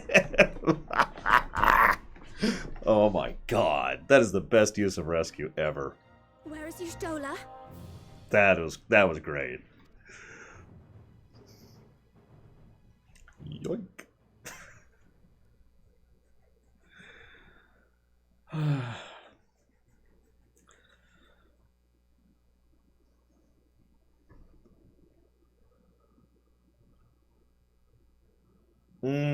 I'm guessing none of them did, Valvedrix. At most, I would say the adjutant dude did. That's the absolute most I think just died, is the adjutant dude.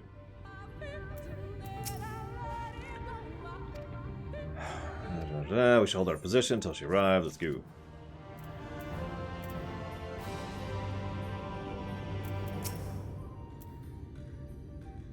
You know, you say that, Zero, but the first time we fought him with 3 people and he kicked our asses by cheating.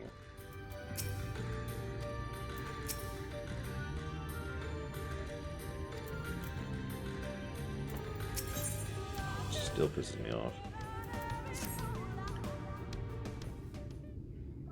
Yeah, he also took out the 3 Vs, that's true.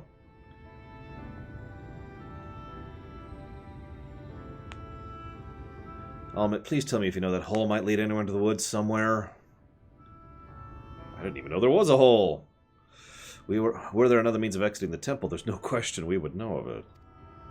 But I fear that is of little consequence, for we have tried to mark the depth of the pit and failed. To fall from such a height is probably something you'll just brush off.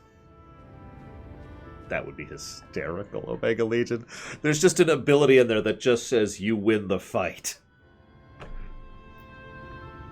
And you have to type in Yoshi P. Sister, I come bearing news. The Ilmorian soldiers and children have fled. They abandoned Slitherbow as well, though they yet remain in the swamps. Unfortunately, a number of blessed were poisoned. Well, I got this antidote. I have an antidote, I have an antidote, I have the antidote. Let's go, let's go! She didn't have acro when she... What about Ishtola? Look, she's either dead or fine. Take your pick.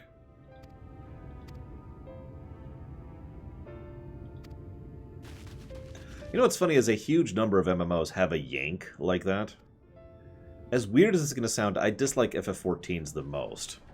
Because it's there for an emergency, oh god, you need to be over here kind of a thing, right? And yet it's the slowest one by far. I've actually, so in, I think the first wing of Crystal Tower, there's the Ancient Flare boss, right? You know what I'm talking about? And I have tried to use rescue multiple times to rescue people from that stupid flare. And it is so slow in how it acts that in several cases it hasn't worked because they'll be slowly dragged over and then die as they're being yanked over. It's like, come on. It should be...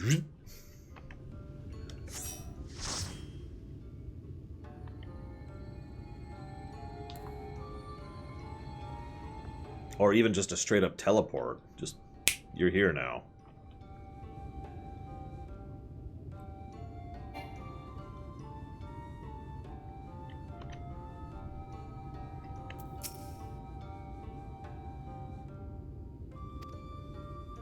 "'Twas he who forestalled the Ilmoran's procession, and in so doing, afforded thee time to lay low the Light Warden. Quickly, the antidote." Yeah, here you go.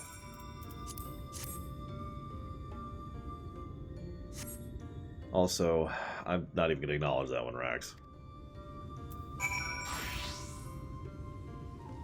A second dose of the antidote. I don't know if he deserves that one. A third dose of the antidote. What in the... We only have one of these stupid things.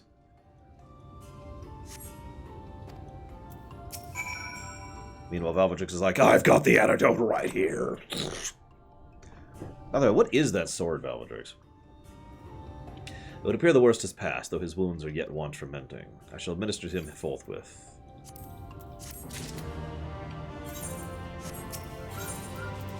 Oh god. Chocobo attack. Yes, he was triple poisoned. Which is a thing in a lot of games, including this one. They're stacking debuffs. Frickin' Marlboros.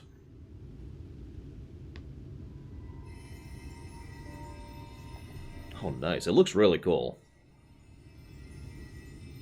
Dark Knight, Cloud of the Stars.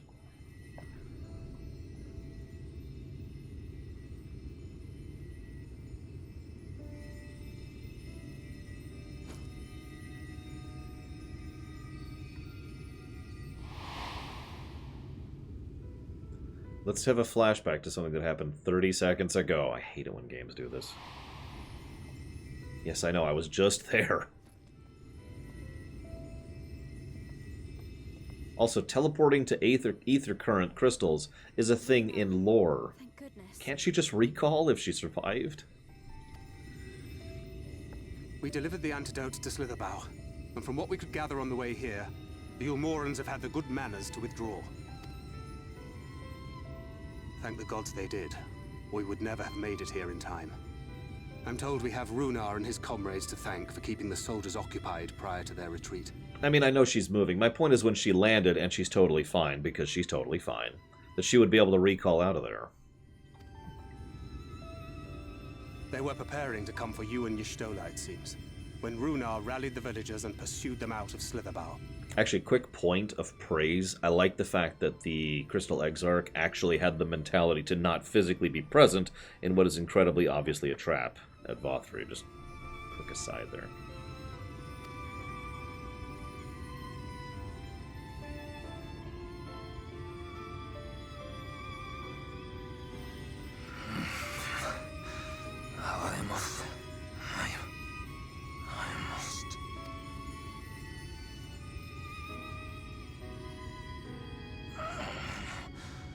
Where am I?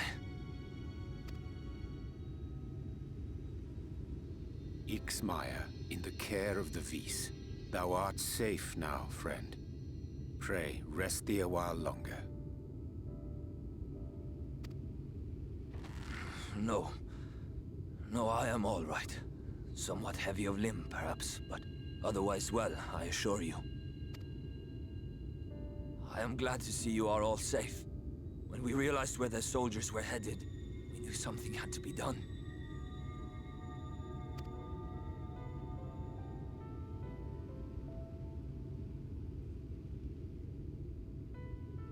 I do not see Master Matoya. She was with you, yes? What happened to her? She's fine.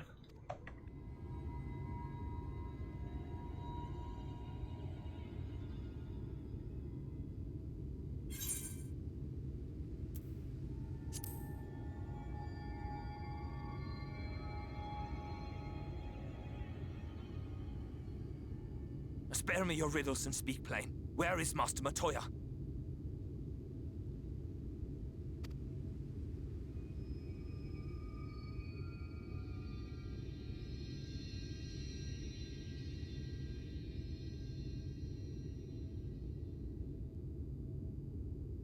No.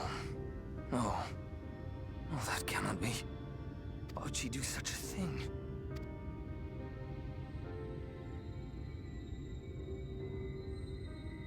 Was there no other way? I cannot believe that she... We must begin the search immediately. I will come with you.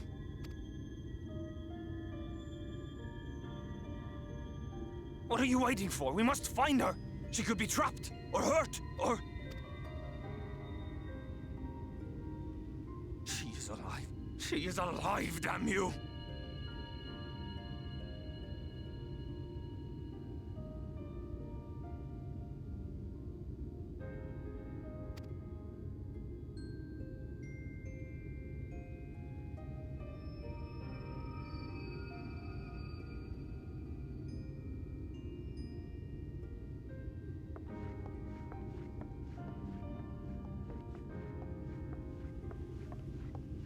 Forgive me for interrupting, but our scouts have apprehended an intruder.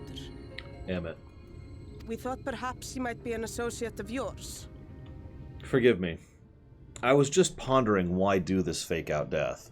Because it's so obviously a fake-out death. First of all, it's a main character who barely died, and that wasn't even in a particularly dramatic fashion. Second of all, this game is in love with fake deaths. Third, and more importantly, it's a fall, right? Now... I don't know what fiction's obsession is with somehow surviving massive falls, but it's really, really common. In shows, in books, in movies, and in games. I mean, FF7, for God's sakes, right? Then I started thinking about it. Now, my first thought was they wanted to show his reaction to her death. In other words, getting a little characterization for him. But I think Emmett's going to rescue her. And I think that's the narrative point of her death. In short, I think she would have actually died if not for the fact that Emmett is about to come and rescue. This is all speculation. But if I was writing this...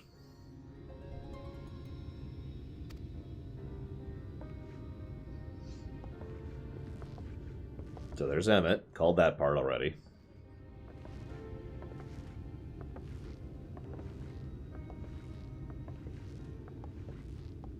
Remember, character death is a tool, a narrative tool. Whether it's undone or not, you have to do something with it. And so far, this expansion has been pretty well written, which I usually say because it determines how much I speculate. Something that's badly written, I don't speculate at all, because it's crap. Something that's well written, well, then I can start paying attention to things. Well, this is embarrassing. In my defense, they are surprisingly tenacious.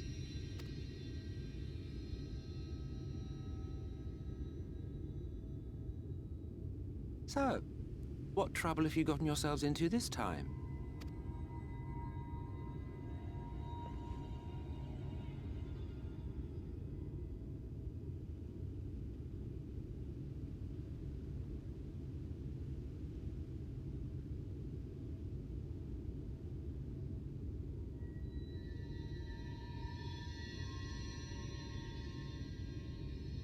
Well, well.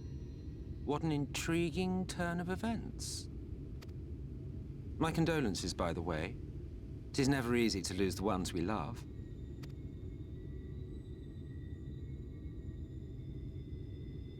Well, she is dead, isn't she? Wishing it were otherwise will not make it so. That you should be indifferent to her loss is no surprise. But to us, she was a friend. The best of friends.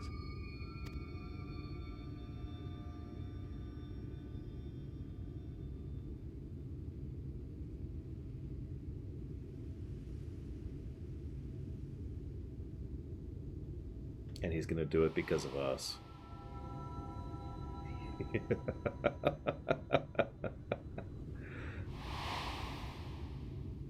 What is his fascination with us?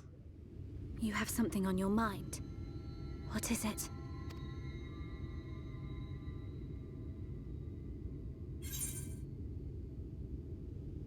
After she fell, there was a powerful gust of wind, as if from nowhere.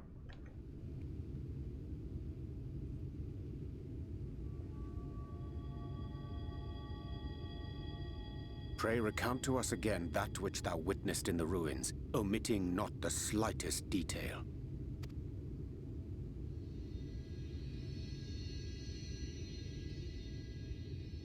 Let him did it.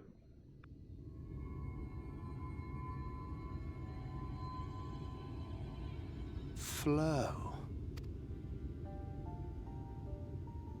The teleportation magic she used to spirit us away from Uldar after the bloody banquet. I recall a similar gale in the tunnel before it took effect.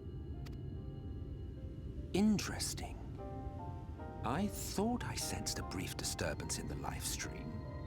How reassuring to know it was not my imagination.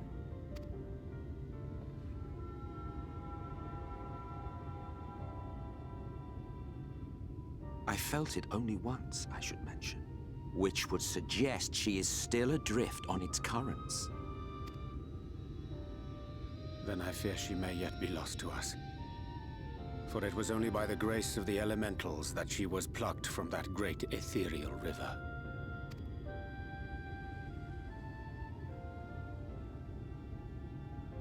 I hadn't speculated on the flow thing, admittedly, Rax. Ah, very well. I'll go and fetch her. So I was presuming she just survived the fall, because of course she did. And that he would hop down, grab her, and bring her back out. Basically rescue her from the bottomless pit, effectively. Since they can teleport. I mean, come on, right? But if she used flow to get out, again... I actually mentioned, I think 2 days ago now, the consequence thing for her using flow the last time. And even though the blindness thing still kind of bothers me because they don't do that properly, in my opinion...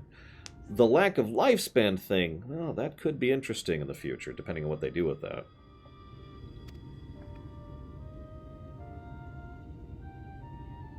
Perhaps a clear and unambiguous act of kindness will serve to win the trust you seem so determined to deny me.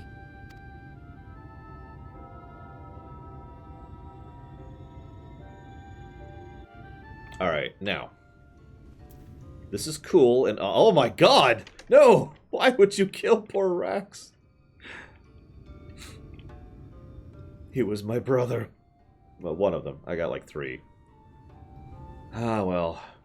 What's funny is that's pretty much my Dark Knight outfit, too. Like, yours is better, because I have this version, but still. Anyways, let's switch back to here.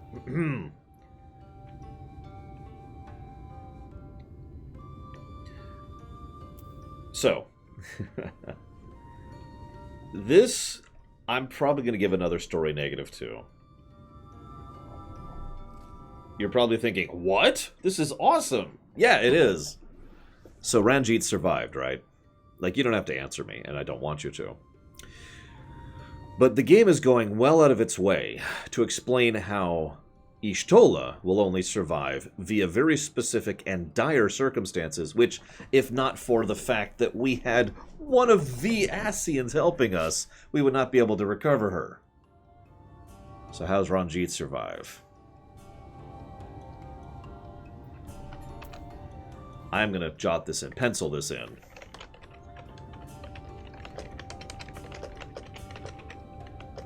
And I'm just going to leave that at a ... And we'll see where that goes.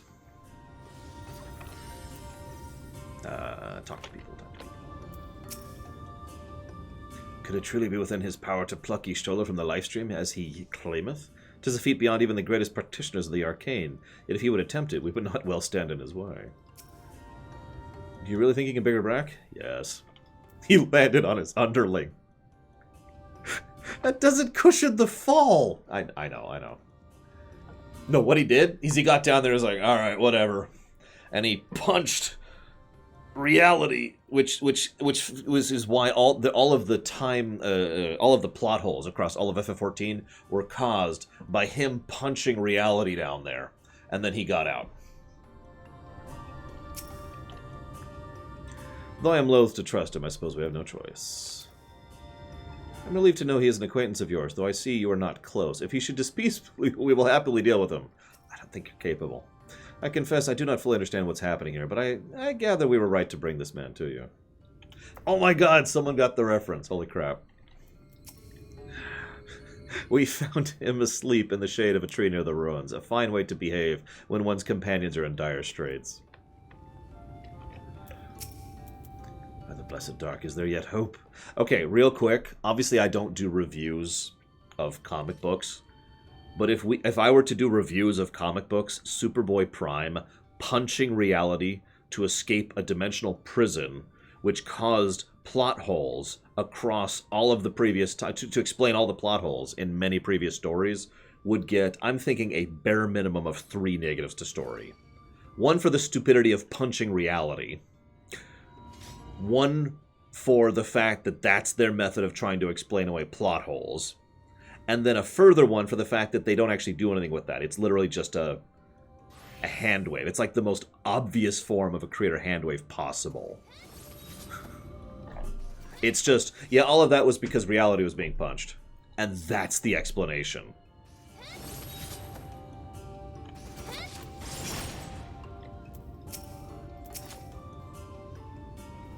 When I say punching reality, by the way, I mean that extremely literally, if you don't know the storyline I'm talking about.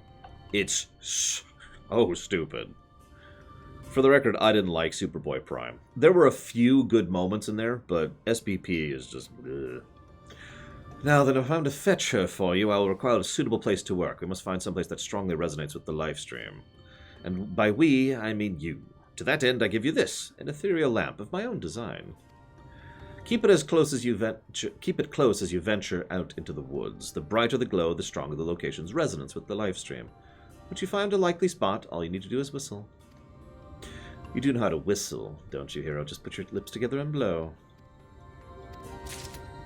Oh, okay.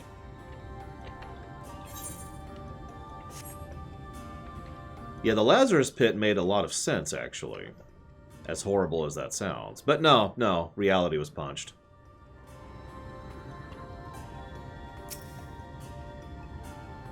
I haven't attuned to this ether yet. I can't whistle, like, at all. That's about all I can manage. I can't do this at all. Can't do that. It's just air. How do I get out of this stupid town? Anyways. Now... To be clear, I don't like a death being undone. I don't. And I don't like fake-out deaths. As much as I like Final Fantasy IV, and I do, Final Fantasy IV's fake-out deaths are absolutely a negative. And we'll get a negative whenever we get there. Thank you, Rax. Maybe. He kind of is, Captain Zeus. Did that work? Oh, wait, no, I didn't use the lamp. Hang on, where's the lamp? Use. Oh, Jesus. I'm just going to have to keep doing this, aren't I? Maybe over here? Why does it keep... Oh my god, stop closing the window! Okay, never mind, it is over there.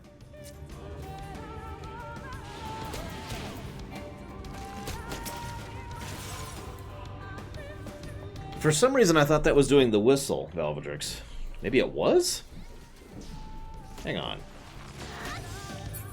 Hang on, hang on, hang on. I swore I heard him whistle. Like right here. No? I'm apparently just on crack. Alright, whatever.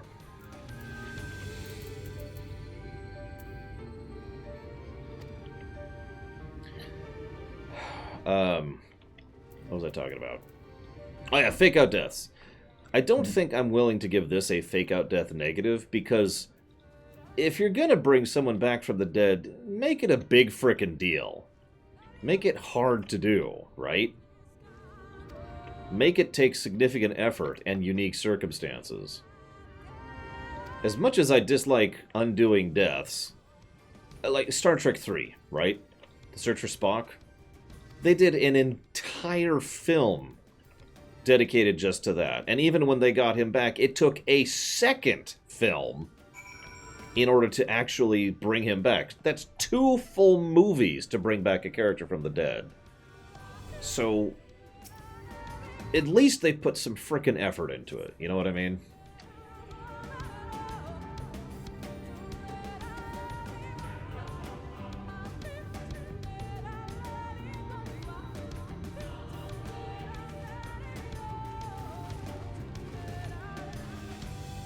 Endgame I'm going to have to talk about when we get to the rumination of that at the end of next year.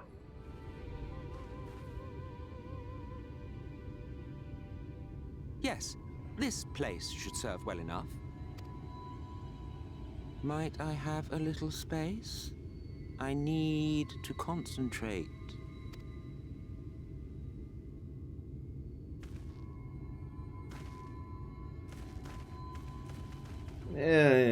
That's a really weird territory, Casual, but kind of yes.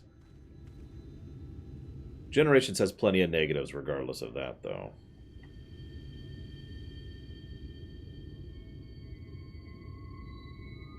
Now then, what color was her soul again?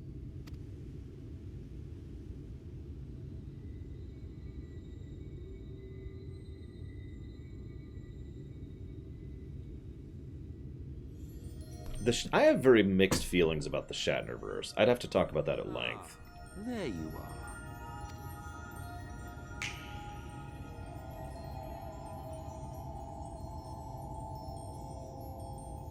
When did snapping fingers become, like, the thing for making superpowered stuff happen?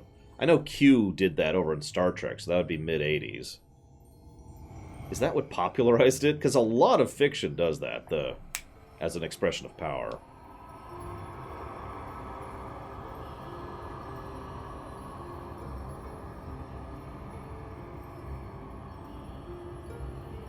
Avert your eyes. Again.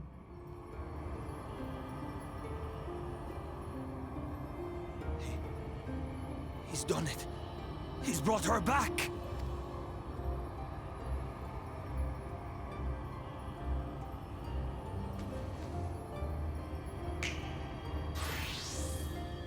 Thank you.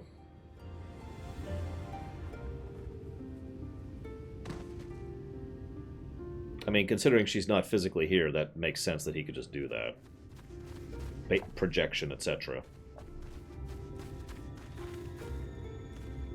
Y'shtola, are you all right?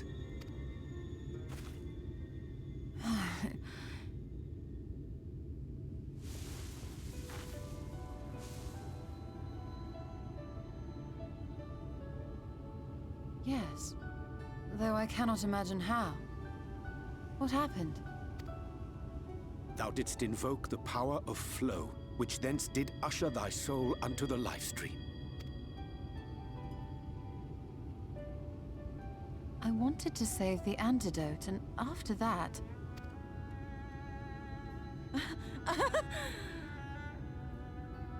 I did something exceedingly reckless, for which you will just have to forgive me.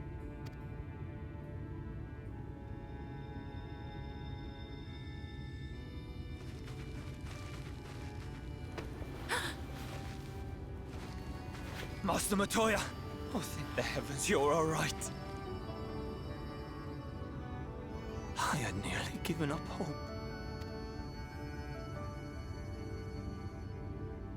Please, Renard, dry your tears. What would the others think if they saw you like this?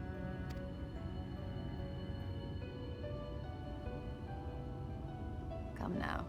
Did you really think I would go gently into that dark night with so much left undone? So many mysteries left unsolved.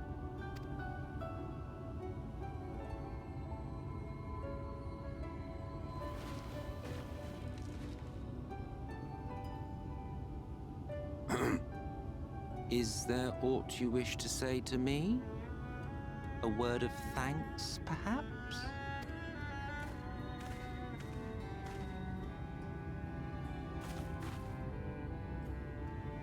Emmet Selk, the Ascian of whom I spoke. 'Twas he who plucked thee from the life stream. I see. Thank you. Differences notwithstanding, you saved my life, and for that I am grateful.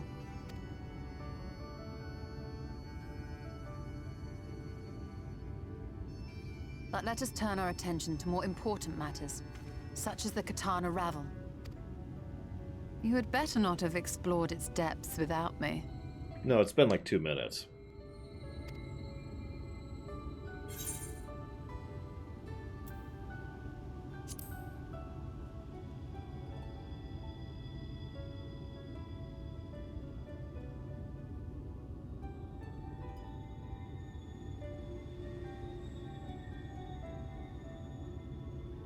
Well, Almet and the others should be pleased to see you in such uncharacteristically high spirits.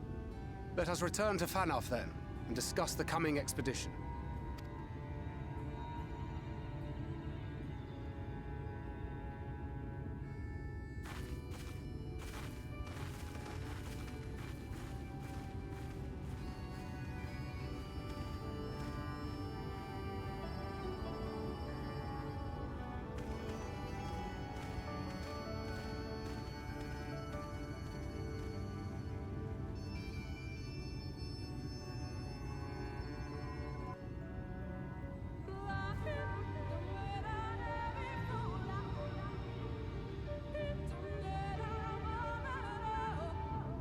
Before I move forward, I have to stab Sonic Doctor. There we go. Okay. What a touching reunion that was. It fair brought a tear to my eye. But as we both know, such tender moments are nothing if not momentary. Before long, they will remember their many differences and return to squabbling. Says the Archbringer of Chaos.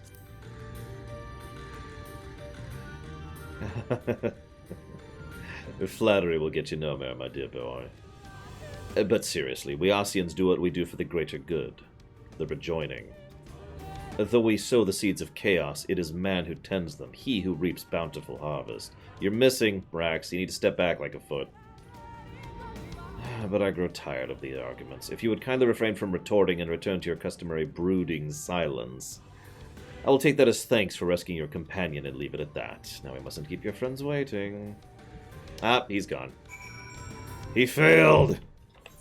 He's gone. Boop. So, I'll talk about the Shatnerverse later, since they're on the drums now, and that's going to be wonderful, because I'm going to try to lay down here in just a minute.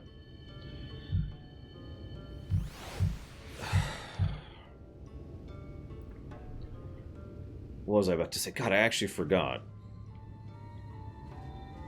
Undoing Death. Ishtola. Emmett's amazing.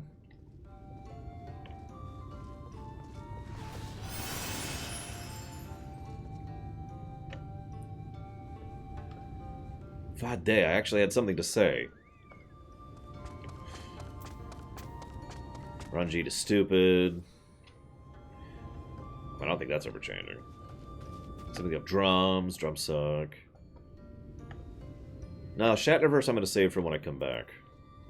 Because that's a long discussion.